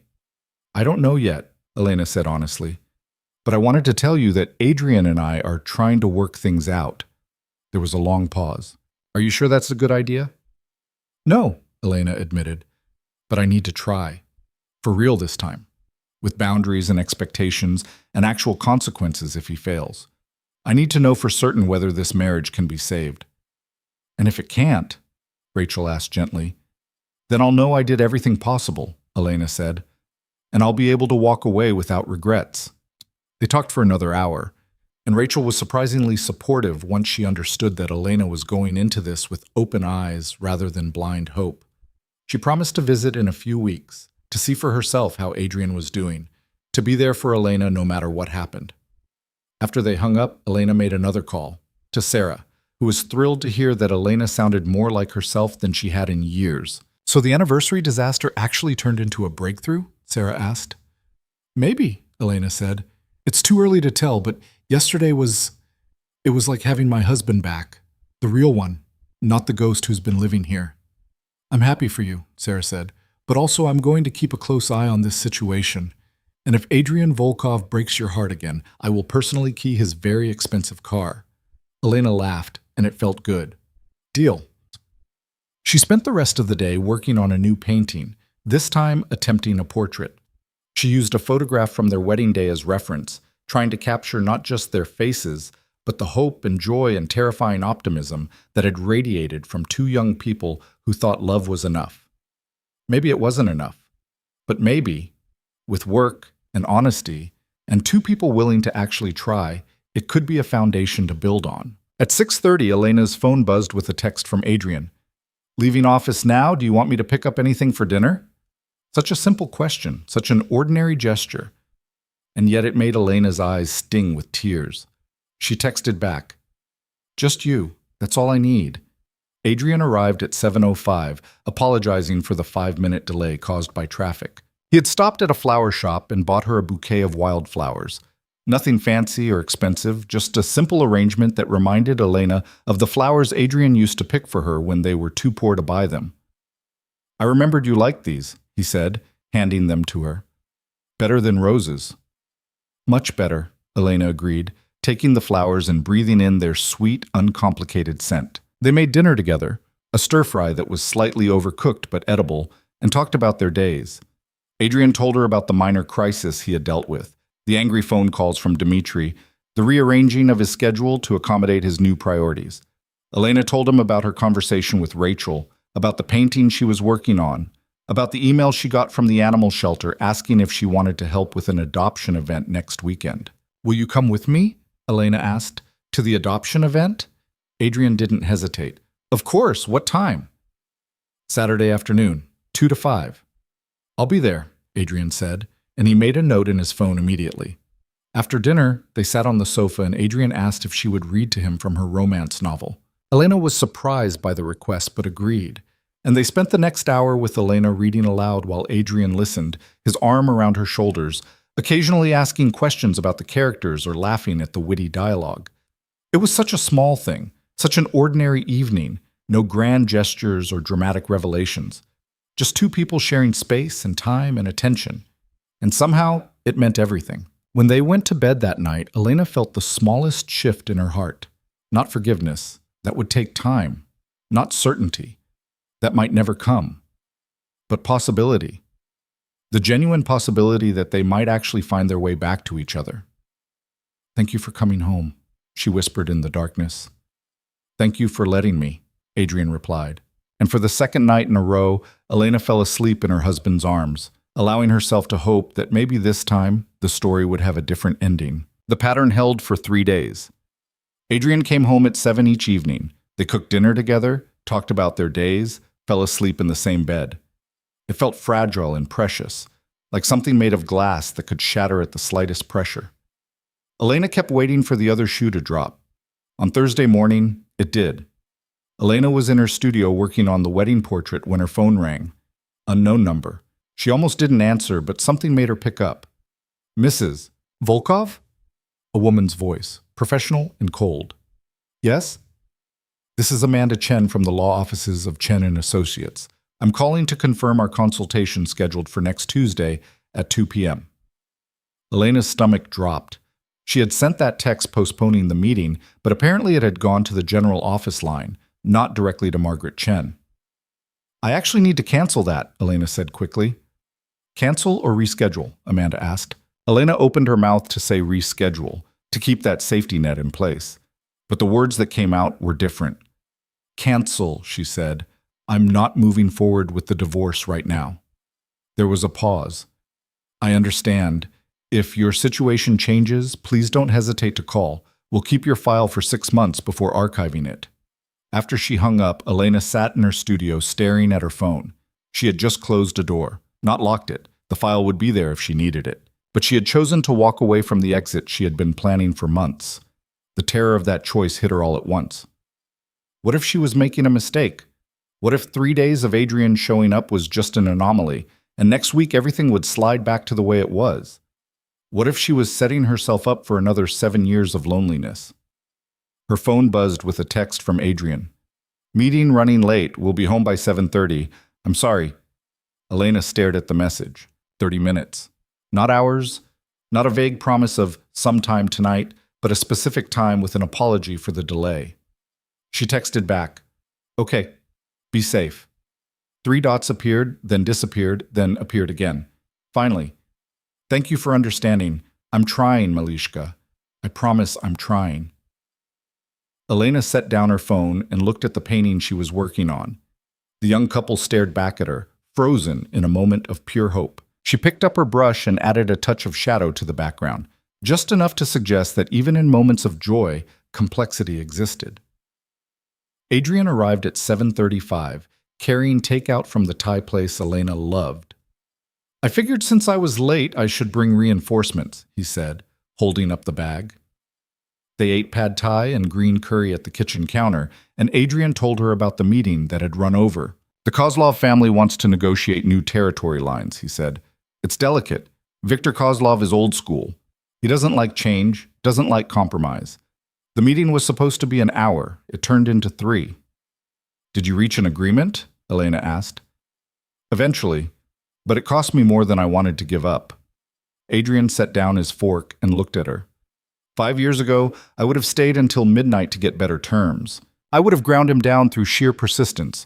Today, I took the deal at 7:15 because I promised to be home. Was it worth it? Elena asked quietly. The worst deal, I mean. Adrian reached for her hand. Absolutely. Because coming home to you is worth more than any territory or percentage. I'm just hoping I don't have to prove that every single day by taking bad deals. Elena squeezed his hand. You don't. But you do have to keep showing me that I'm the priority. That when it comes down to a choice between the Empire and us, you'll choose us. Every time, Adrian said firmly. That night, as they were getting ready for bed, Adrian's phone rang. He looked at the screen and his expression went carefully neutral. It's Dmitri, he said. I need to take this. Elena's heart sank, but she nodded. Adrian answered and walked out to the living room, and Elena could hear his voice through the door, low and controlled, switching between English and Russian as he dealt with whatever crisis had arisen. She climbed into bed and tried not to let the familiar pattern of anxiety take hold. This was part of his life. He couldn't just ignore his responsibilities. The question was whether he would let those responsibilities consume the entire night the way they used to. 15 minutes passed, then 20. Elena picked up her book but couldn't focus on the words. At 25 minutes, Adrian came back into the bedroom. He looked tired and frustrated, but he was there. Sorry, he said, plugging his phone into the charger on the far side of the room, pointedly out of reach. There's a situation with one of our shipments. Customs is asking questions they shouldn't be asking. Dmitri wanted me to call in some favors tonight. And? Elena asked. And I told him to handle it himself, Adrian said, climbing into bed. That's what I pay him for. If it's truly an emergency that only I can resolve, he can call me tomorrow during business hours. Elena felt something tight in her chest begin to loosen. You really told him that? I really did. He wasn't happy about it. Adrian pulled her close. But he'll get over it. And if he can't, then maybe it's time I start delegating more anyway. I've been the bottleneck for too long, making myself indispensable. It's not sustainable. Your father ran everything himself, Elena said quietly. He never trusted anyone else to make important decisions. And it killed him, Adrian said bluntly. The stress, the constant vigilance, the inability to let go. That's not how I want to live. That's not the man I want to be. He kissed her forehead. I'd rather be the man who comes to bed with his wife than the man who dies alone at his desk. They fell asleep tangled together, and Elena allowed herself to believe a little more. Friday brought a different kind of test. Elena was at her art class, watercolor landscapes with an instructor named Margaret, who had infinite patience for Elena's struggles with proper shading, when her phone buzzed with a call from Adrian. She almost didn't answer, thinking he was calling to cancel their dinner plans. But something made her step out into the hallway and pick up. Elena. Adrian's voice was strained. Where are you? At my art class. What's wrong? Nothing's wrong. He paused. I want to see you. Where's the class? Elena gave him the address of the community center, confused. 20 minutes later, Adrian walked through the door still in his suit, looking completely out of place among the retired teachers and stay-at-home parents who made up most of the class. Margaret looked up from helping another student and raised her eyebrows. Can I help you? I'm here to see my wife, Adrian said, and his eyes found Elena across the room. If that's okay. Elena stood, wiping paint off her hands.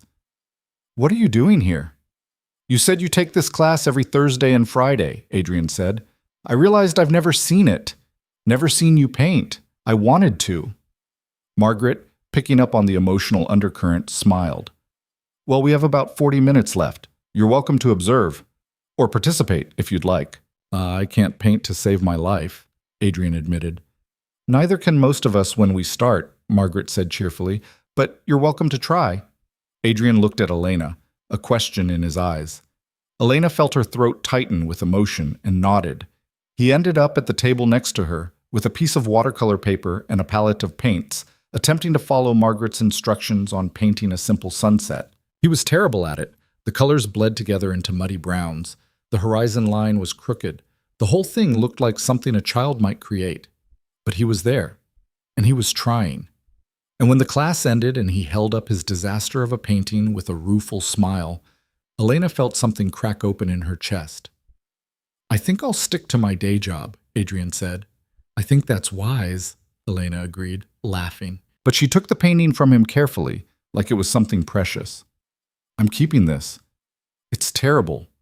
I don't care. It's yours.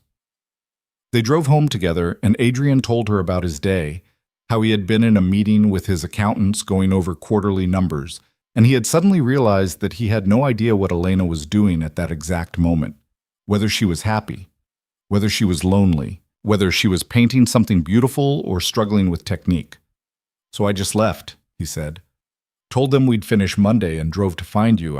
I needed to see this part of your life, to understand it. You left a meeting to watch me paint a mediocre landscape, Elena said wonderingly. I left a meeting because I realized I've spent 7 years talking about profit margins and territory disputes, and I don't know what makes you happy anymore, Adrian said. That's not acceptable. Not if I want to actually be your husband, instead of just the man you're married to. That night, Elena took the divorce papers out of her bag and put them in the back of her desk drawer. Not thrown away. She wasn't quite ready for that, but no longer waiting on the table, ready to be signed at the first sign of failure. Saturday afternoon brought the adoption event at the animal shelter. Adrian showed up exactly on time, dressed casually in jeans and a sweater that made him look younger and less intimidating. Elena introduced him to the volunteers she worked with, to the dogs she had been walking, and finally to Bruno. The old pit bull looked at Adrian with suspicion, his scarred ears flat against his head. Adrian crouched down slowly, making himself smaller, less threatening. Hey there, old man, he said softly in Russian. I hear you're a tough guy who nobody wants. I know something about that. Bruno's tail gave a tentative wag. Adrian held out his hand, letting the dog sniff him, not pushing. It took a full minute before Bruno relaxed and leaned his considerable weight against Adrian's leg. "He likes you," Elena said, surprised. "He's usually more wary with men." "Dogs know," Adrian said, scratching behind Bruno's ears. "They can sense when someone understands what it's like to be dangerous and tired and just wanting someone to see past the scars." He looked up at Elena. "Can we take him home?" Elena felt tears prick at her eyes.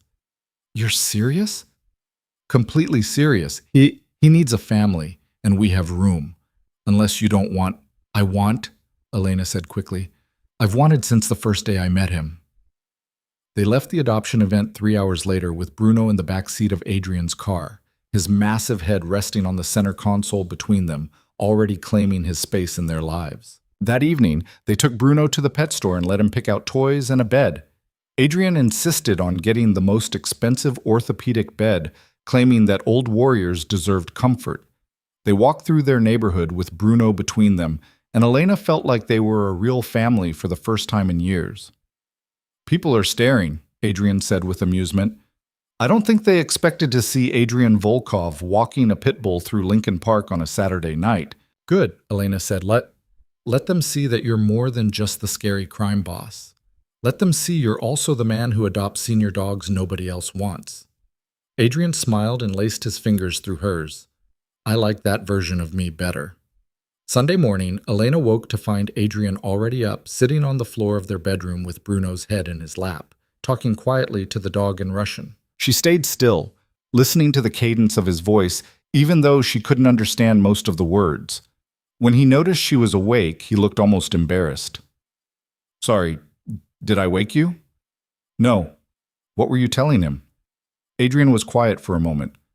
"I was telling him that I know what it's like to be afraid nobody will choose you, to feel like you're too broken or too dangerous for anyone to love. But that sometimes, if you're very lucky, someone sees past all that and chooses you anyway." He paused, then added, "I was talking about Bruno, but I was also talking about me." Elena got out of bed and sat down next to them, resting her head on Adrian's shoulder. "I chose you a long time ago. I just needed you to choose me back." "I'm choosing you," Adrian said firmly. "Every day, every moment. I know 3 weeks isn't enough to prove that. I know I need to show you for months, maybe years, that this isn't temporary. But I'm ready to do that work, Elena, however long it takes." The real test came on Monday morning. Adrian's phone started ringing at 5:30 a.m., shattering the quiet of their bedroom. Elena felt him tense beside her, felt the familiar pattern of crisis about to consume him. He answered, listened for 30 seconds, then said, "I'll be there in an hour." When he hung up, Elena's heart was already sinking. "There's a problem," Adrian said, sitting up. "A big one. The Kozlov deal is falling apart. Victor is claiming we breached the terms we agreed to last week. If I don't fix this now, we could have a war on our hands." Elena nodded, trying to keep the disappointment off her face.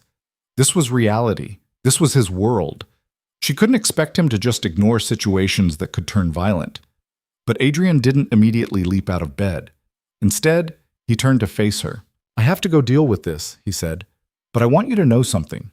This is not me choosing the Empire over you. This is me preventing bloodshed. There's a difference."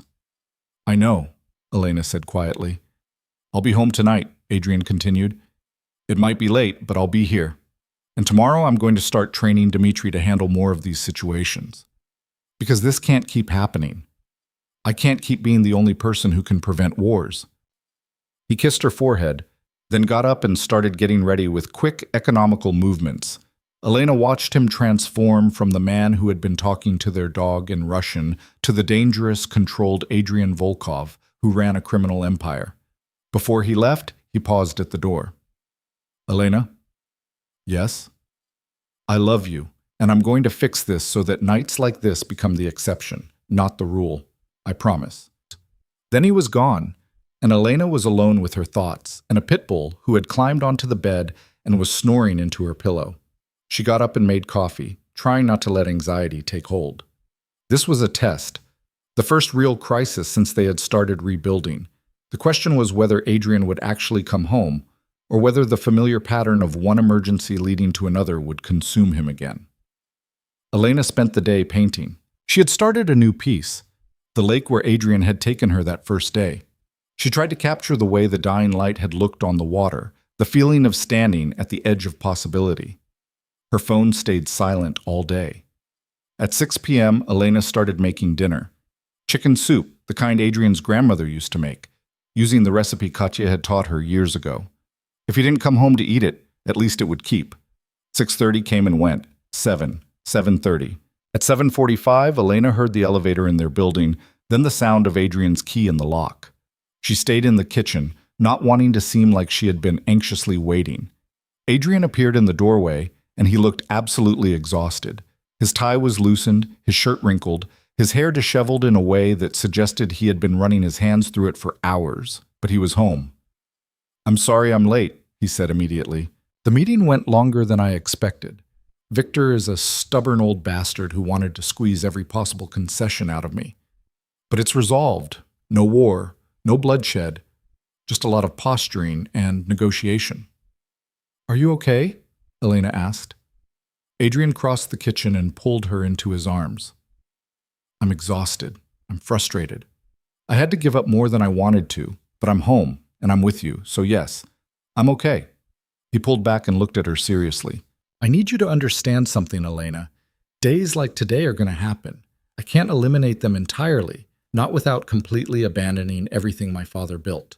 But I can limit them. I can set boundaries. I can train other people to handle things, so I'm not always the one being called at 5 in the morning."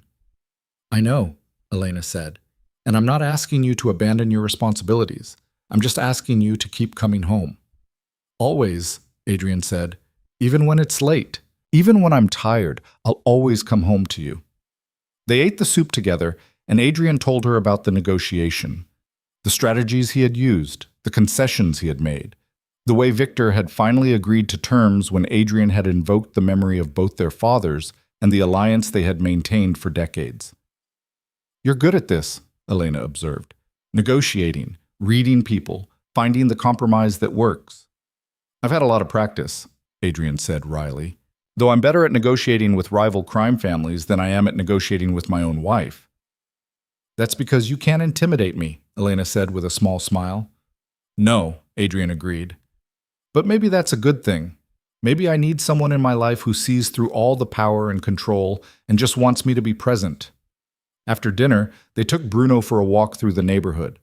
The night was cool and clear, and the city lights reflected off the lake in the distance. They walked in comfortable silence, their hands linked, the dog trotting contentedly between them.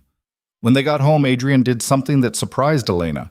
He went to his office and came back with a leather-bound planner. "What's that?" Elena asked. "My schedule for the next 3 months," Adrian said. "I want to go through it with you. I want you to see what I have planned, and I want you to tell me which commitments I need to keep and which ones I can delegate or cancel." They sat together on the sofa, and Adrian walked her through his calendar. Meetings with family heads, shipment schedules, financial reviews, territory negotiations. It was overwhelming, the sheer volume of obligations that filled every single day. But as they went through it, Adrian started making changes. "This meeting with the accountants, Dmitri can handle this. This negotiation with the shipping company, I'll send Victor, he's better at that kind of thing anyway. This dinner with the Romanov family, we can both go to that. Make it a social occasion instead of just business." By the time they finished, Adrian had cleared almost 30 hours from his schedule over the next month. "That's 30 hours I can spend with you," he said. 30 hours where I'm not Adrian Volkov, the crime boss. I'm just Adrian, your husband." Elena looked at the revised calendar, then at Adrian, and felt something fundamental shift inside her. He wasn't just making promises. He was making concrete, documented changes. He was restructuring his entire life to make room for her. "Thank you," she said quietly. "Don't thank me," Adrian said. "This is what I should have been doing all along. This is me finally understanding that being powerful means nothing if I lose the people I love." That night, as they lay in bed with Bruno snoring loudly from his expensive orthopedic bed in the corner, Elena made a decision. She got up quietly and went to her desk. She took out the divorce papers that she had filed away and stood there looking at them for a long moment. Then she walked to the kitchen and fed them into the shredder. The sound woke Adrian, who appeared in the doorway looking concerned. "What are you doing?" he asked. Elena turned to face him, and she was crying but also smiling. "I'm choosing us," she said simply. "I'm choosing to believe that we can actually fix this, that you're serious about changing, that our marriage is worth fighting for." Adrian crossed the room in 3 strides and pulled her into his arms. "We can fix this," he said fiercely. "I swear to you, Elena, we can."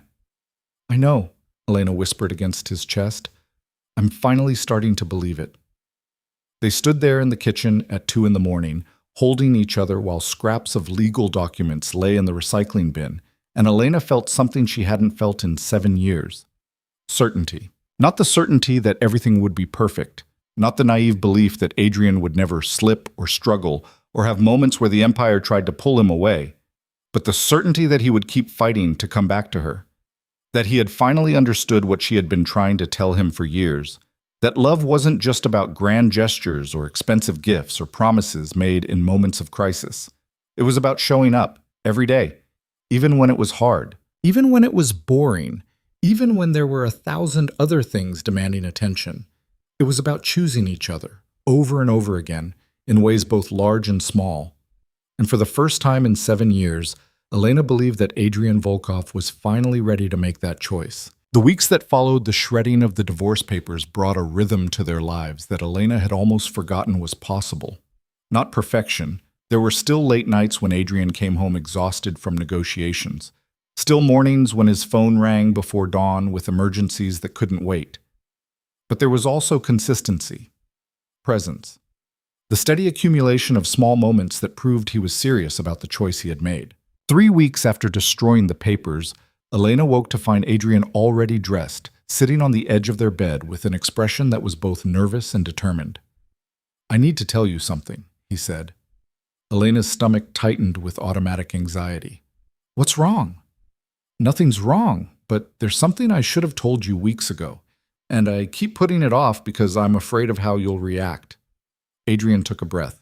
"The morning you came to my office, the day you needed an appointment to see me, I fired the receptionist."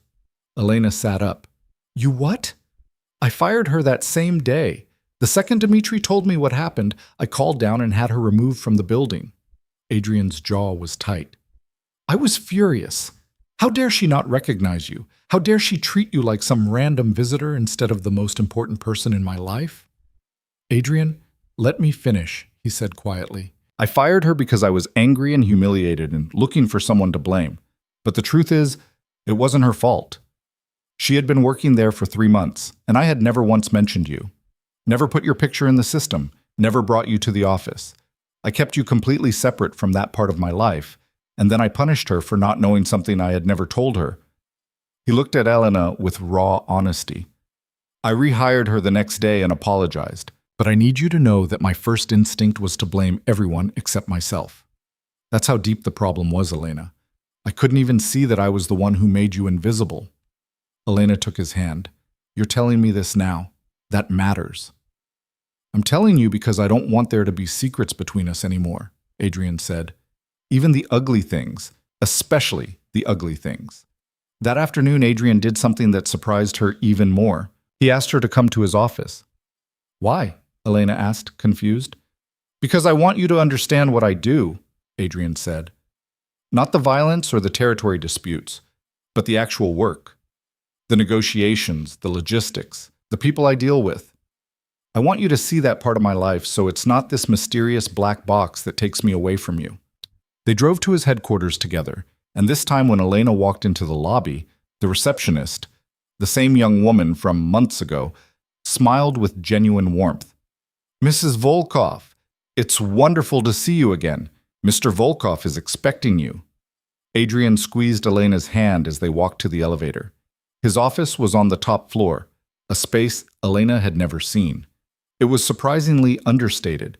No ostentatious displays of wealth, no weapons mounted on walls like trophies. Just a large desk, comfortable furniture, and walls lined with books in both English and Russian.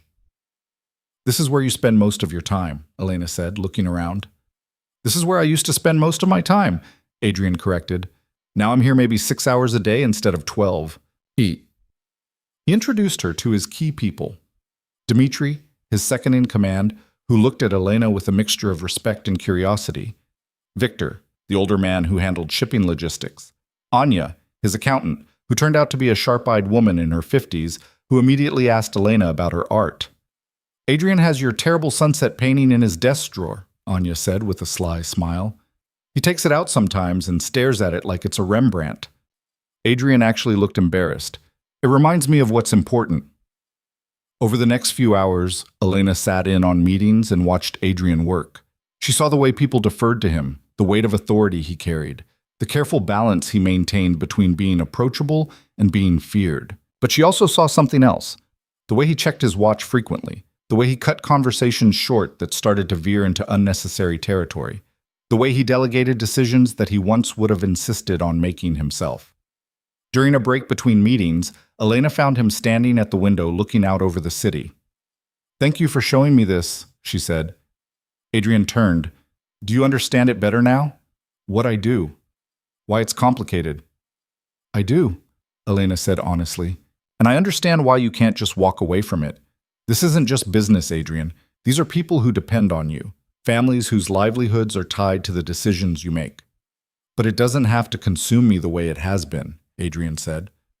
"I've been using it as an excuse, telling myself I'm indispensable when really I was just afraid to let go of control." He took her hand. "I'm learning to trust other people, to delegate, to accept that I don't have to personally approve every single decision. It's hard, but it's necessary, because nothing in this building is worth losing you." That evening, they had dinner with Dmitri and his wife Svetlana at a small Russian restaurant in Brighton Beach. Elena had met Dmitri briefly before, at formal events where he was always hovering near Adrian discussing business. But this was different, casual, social, with wives included and business explicitly off the table. Svetlana was warm and funny, with opinions about everything and a wicked sense of humor that made Elena laugh until her sides hurt. Over plates of pelmeni and glasses of vodka, she told stories about the early days of their marriage, when Dmitri was just starting out and they lived in a tiny apartment with 3 other families. "Men like ours," Svetlana said, gesturing at Adrian and Dmitri with her fork, "they think they have to carry the world on their shoulders. They think asking for help makes them weak. It takes a strong woman to teach them that partnership isn't weakness. It's the only thing that makes the weight bearable." She looked at Elena directly. "I heard what happened, how close you came to leaving. Good for you. These stubborn Russians need to be shaken awake sometimes." Adrian and Dmitri exchanged glances, and Dmitri raised his glass. "To our wives, who are far smarter than we deserve." They all drank, and Elena felt something warm spread through her chest. She had spent 7 years feeling isolated in her role as Mrs. Volkov, not quite fitting into the world Adrian operated in. But here was Svetlana, who understood, who had walked the same difficult path and come through it with her marriage intact. After dinner, as they walked to the car, Adrian pulled Elena close. "I should have done this years ago," he said. "Included you in this part of my life. Introduced you to people like Dmitri and Svetlana. Made you feel like you belonged instead of keeping you separate." "We're doing it now," Elena said. "That's what matters." The real turning point came 2 months after Elena had destroyed the divorce papers. Adrian came home on a Tuesday evening with an expression Elena couldn't quite read. Not upset, but serious. Purposeful. "I need to talk to you about something," he said. "Something big." They sat together on the sofa, Bruno immediately claiming the space between them, and Adrian took Elena's hands. "I've been having conversations with the other family heads," he said, "about restructuring how we operate, creating a council system where major decisions are made collectively instead of each boss operating independently. It would mean I'd have less direct control, but also less direct responsibility." Elena listened carefully. "What would that mean for you?" "It would mean I'm no longer the final word on everything," Adrian said. "It would mean other people sharing the burden and the authority. It would mean I could actually step back without everything falling apart." He paused. "The council is meeting in 2 weeks to vote on the proposal. If it passes, my role would change significantly. I'd still be involved, still have influence, but I wouldn't be the person who gets called at 5 in the morning every time there's a crisis. And if it doesn't pass? Elena asked. Then I'll have to decide how important this actually is to me, Adrian said honestly. Whether I'm willing to maintain the status quo or whether I'm ready to make a more drastic change. Elena studied his face. What kind of drastic change? Adrian was quiet for a long moment. When he spoke, his voice was steady but serious. My father built this empire, and I've spent my entire adult life maintaining it.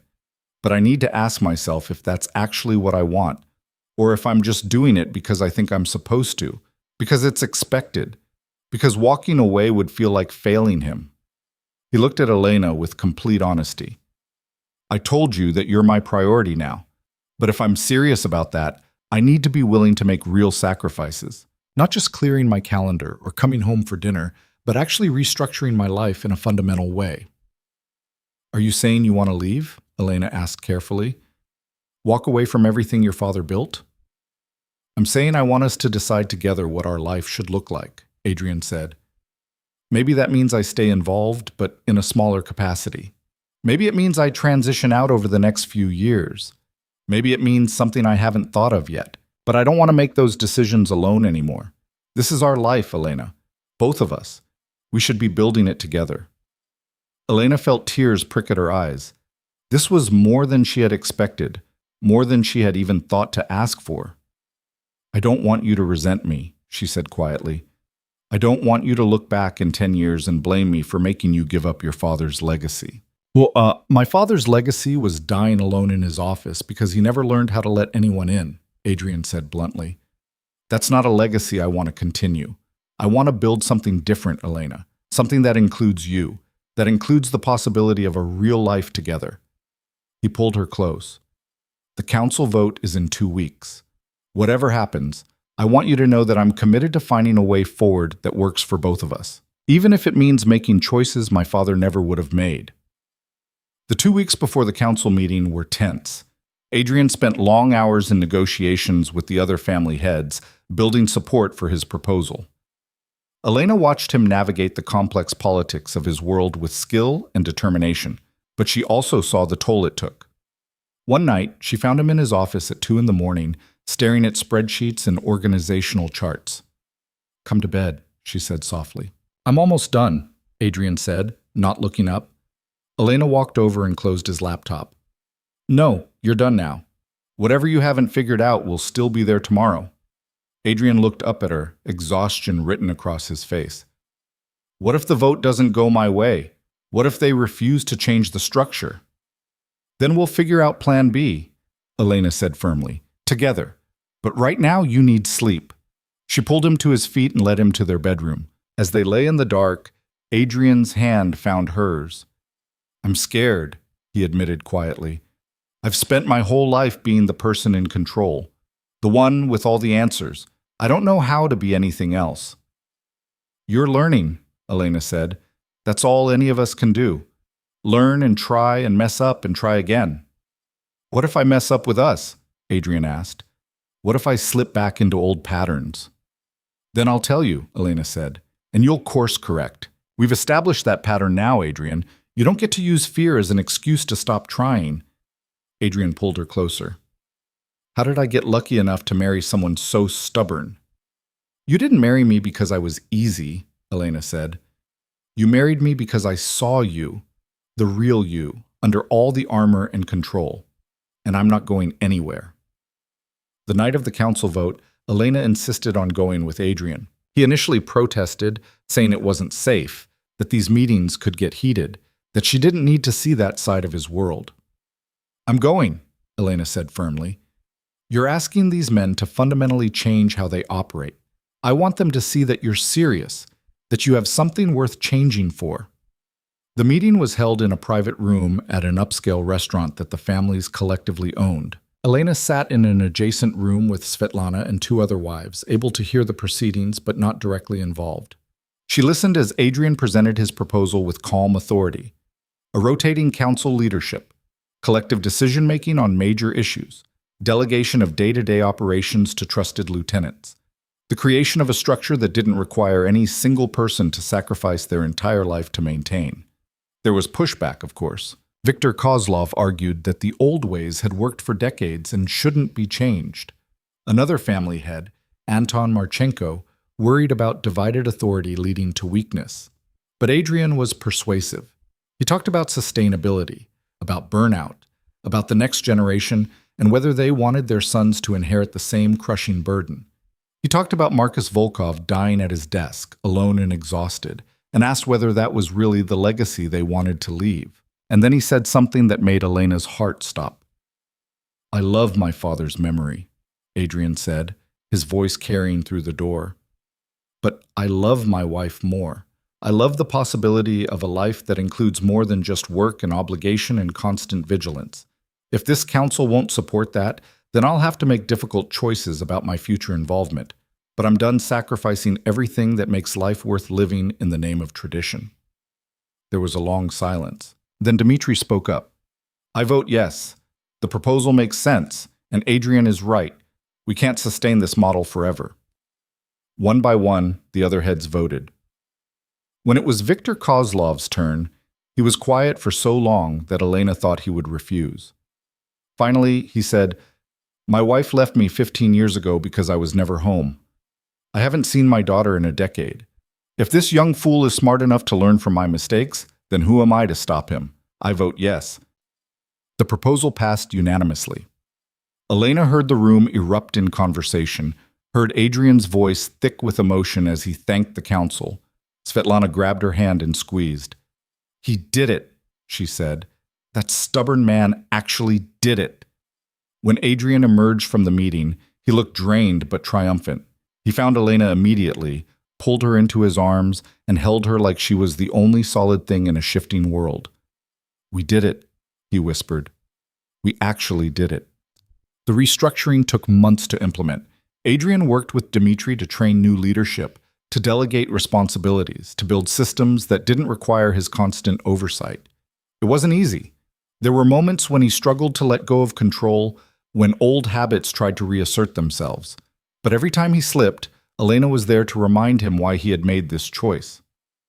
4 months after the council vote, Adrian came home at 3 in the afternoon on a Wednesday. Elena was in her studio, working on a commissioned piece, her first. A local gallery had seen her work and asked if she'd be interested in creating something for their collection.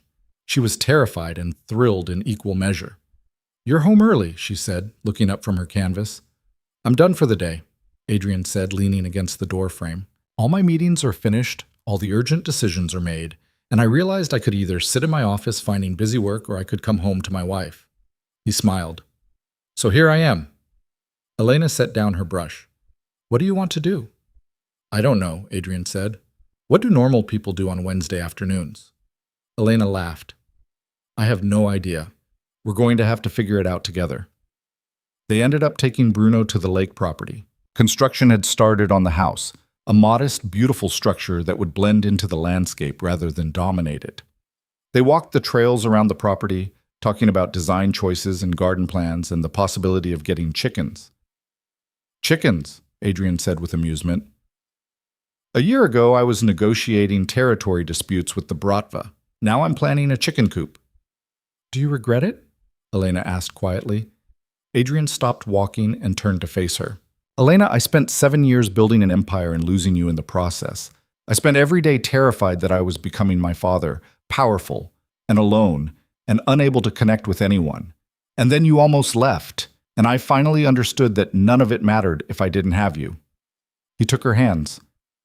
"So no, I don't regret chickens or coming home early or any of the choices I've made since the day you told me you filed for divorce. Because those choices gave me back the only thing that ever really mattered."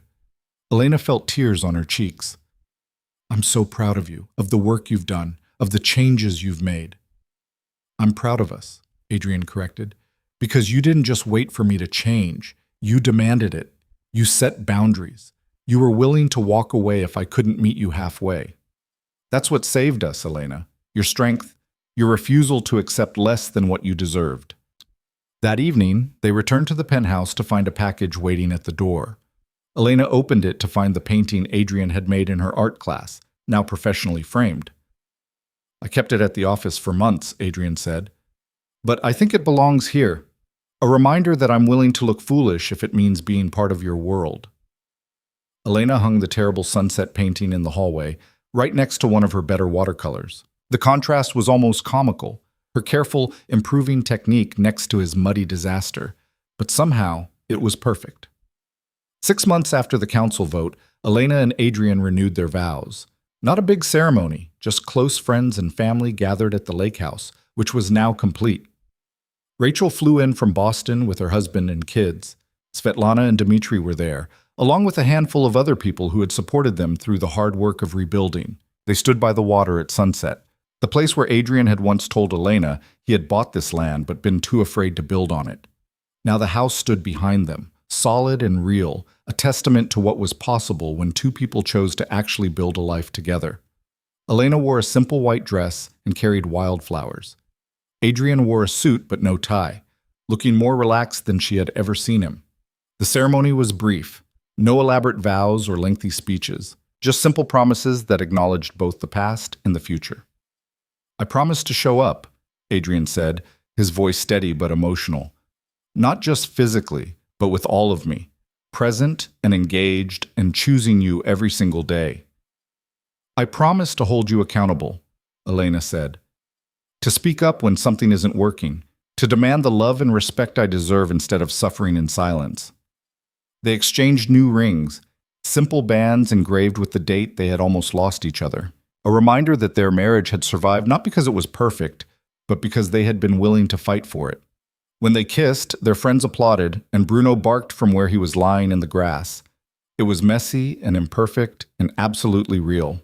The reception was casual, a barbecue by the lake, music from Adrian's record collection playing through outdoor speakers, children running around while adults talked and laughed and celebrated not just a marriage, but the hard work of keeping it alive.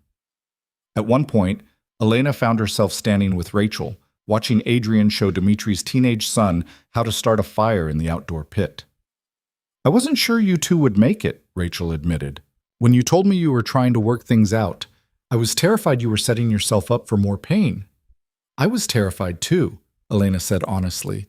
"But Adrian didn't just promise to change, he actually did the work, the uncomfortable, unglamorous work of restructuring his entire life. And you did the work of learning to ask for what you need," Rachel said. "That's not easy either." Elena nodded. "We're still figuring it out. There are still hard days, but they're hard days we face together now, instead of in isolation." As the sun set over the lake, Adrian found Elena and pulled her onto the makeshift dance floor. They swayed together to an old Russian love song, surrounded by people who had witnessed their struggle and their triumph. "What are you thinking?" Adrian asked softly. "I'm thinking about the receptionist," Elena said. "About needing an appointment to see you. About how broken we were and how close we came to giving up." Adrian's arms tightened around her. "And I'm thinking about how sometimes things have to break completely before we can rebuild them the right way," Elena said. "We tried to maintain a marriage that wasn't working. We tried to pretend everything was fine when it wasn't. It took almost losing each other to finally be honest about what we needed." She pulled back to look at him. "I don't regret the pain, Adrian, because it led us here, to this moment, to a marriage that's actually real instead of just existing on paper." "I love you," Adrian said simply. "Not the idea of you, not the memory of who we were, but you, Elena, exactly as you are. The woman who takes terrible watercolor classes and volunteers at animal shelters and refuses to accept less than she deserves." "I love you too," Elena said. "The man who learned to delegate and come home for dinner and build chicken coops. The man who chose me over his empire." They danced until the stars came out, and then they sat by the fire with their friends, and Bruno snored at their feet, and Elena felt a contentment so deep it almost hurt.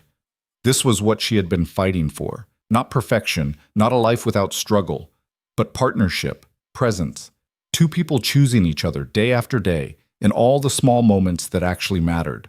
That night, after their guests had left and the house was quiet, Adrian and Elena stood on the deck looking out at the lake. The water reflected the moonlight like scattered diamonds, and the only sound was the wind moving through the trees. "I built this for you," Adrian said quietly. "This house, this life, this possibility of something better than what we had.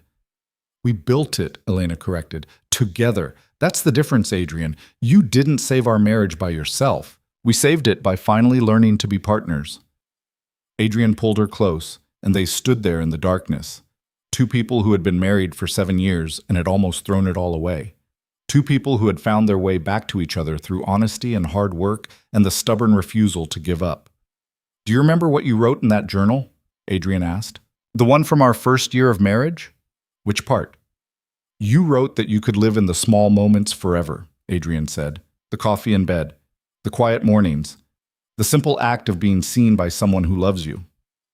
Elena nodded, remembering.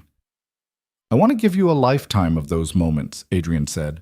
Not grand gestures or expensive gifts, just the steady accumulation of days where I show up and choose you and prove that you matter more than anything else. You already are, Elena whispered. And it was true. In the months since Elena had almost walked away, Adrian had proven that change was possible. Not easy, not instant, but possible through consistent effort and genuine commitment. He came home for dinner. He asked about her day.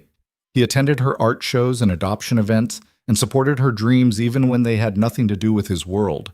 He learned to delegate and trust and accept that he didn't have to carry everything alone. And Elena had learned to speak up, to set boundaries, to demand the partnership she deserved instead of suffering in silence and hoping things would magically improve. They had both changed, both grown, both become better versions of themselves through the difficult process of actually working on their marriage instead of just maintaining it. Standing on the deck of the house they had built together, surrounded by the quiet beauty of the life they were creating, Elena felt something she hadn't felt in 7 years. Complete peace. Not because everything was perfect, not because they would never struggle or disagree or have hard days ahead, but because she finally believed in them, in their ability to face those challenges together, in Adrian's commitment to choosing her, day after day, in all the small and unglamorous ways that actually mattered. Thank you, she said softly. For what? For fighting for us, Elena said. For being willing to change. For proving that love isn't just a feeling, it's a choice you make every single day. Adrian turned her to face him, his hands gentle on her shoulders. I'm the one who should be thanking you, he said, for not giving up, for demanding better, for loving me enough to call me on my failures instead of just accepting them. You saved us, Elena, by refusing to settle for less than what we both deserved. They kissed in the moonlight, and it felt like both an ending and a beginning. The end of the lonely years, the silent suffering, the slow dissolution of everything they had built, and the beginning of something new, a marriage built not on promises and potential, but on proven commitment and genuine partnership. As they walked back into their house, their real home, built on honest foundation rather than expensive emptiness, Bruno greeted them with enthusiastic tail wags. They made tea and sat together on the sofa, talking about plans for the garden and whether they should really get those chickens and what color to paint the guest bedroom. Ordinary conversations, simple moments. The kind of quiet domesticity that Elena had been starving for during all those years when Adrian was physically present but emotionally absent. This was what marriage was supposed to be.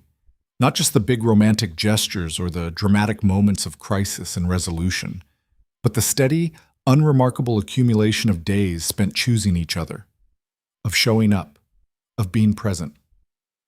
Later, as they got ready for bed in the house by the lake, Elena caught sight of herself in the mirror. She looked different than she had 7 months ago, when she had stood in that marble lobby clutching a homemade lunch and realizing she needed an appointment to see her own husband. The sadness was gone from her eyes, the hollowness, the resignation. In its place was something stronger, contentment, confidence, the quiet satisfaction of someone who had fought for what she deserved and won. Adrian appeared behind her in the mirror, wrapping his arms around her waist and resting his chin on her shoulder. What are you thinking? He asked. I'm thinking about that receptionist, Elena said with a small smile.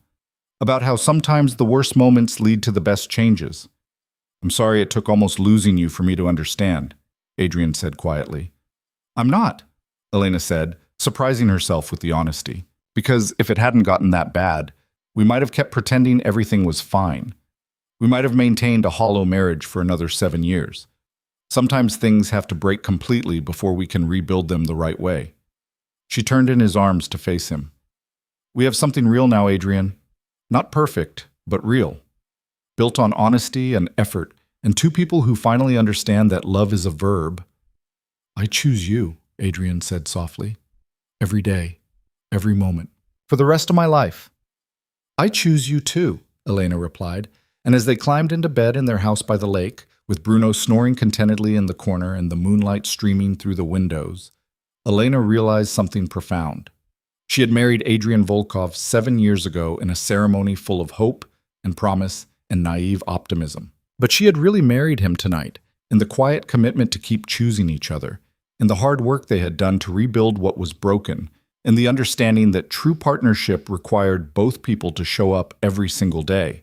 This marriage, the real one, built on honest foundation rather than romantic fantasy, was worth every painful moment it had taken to create it.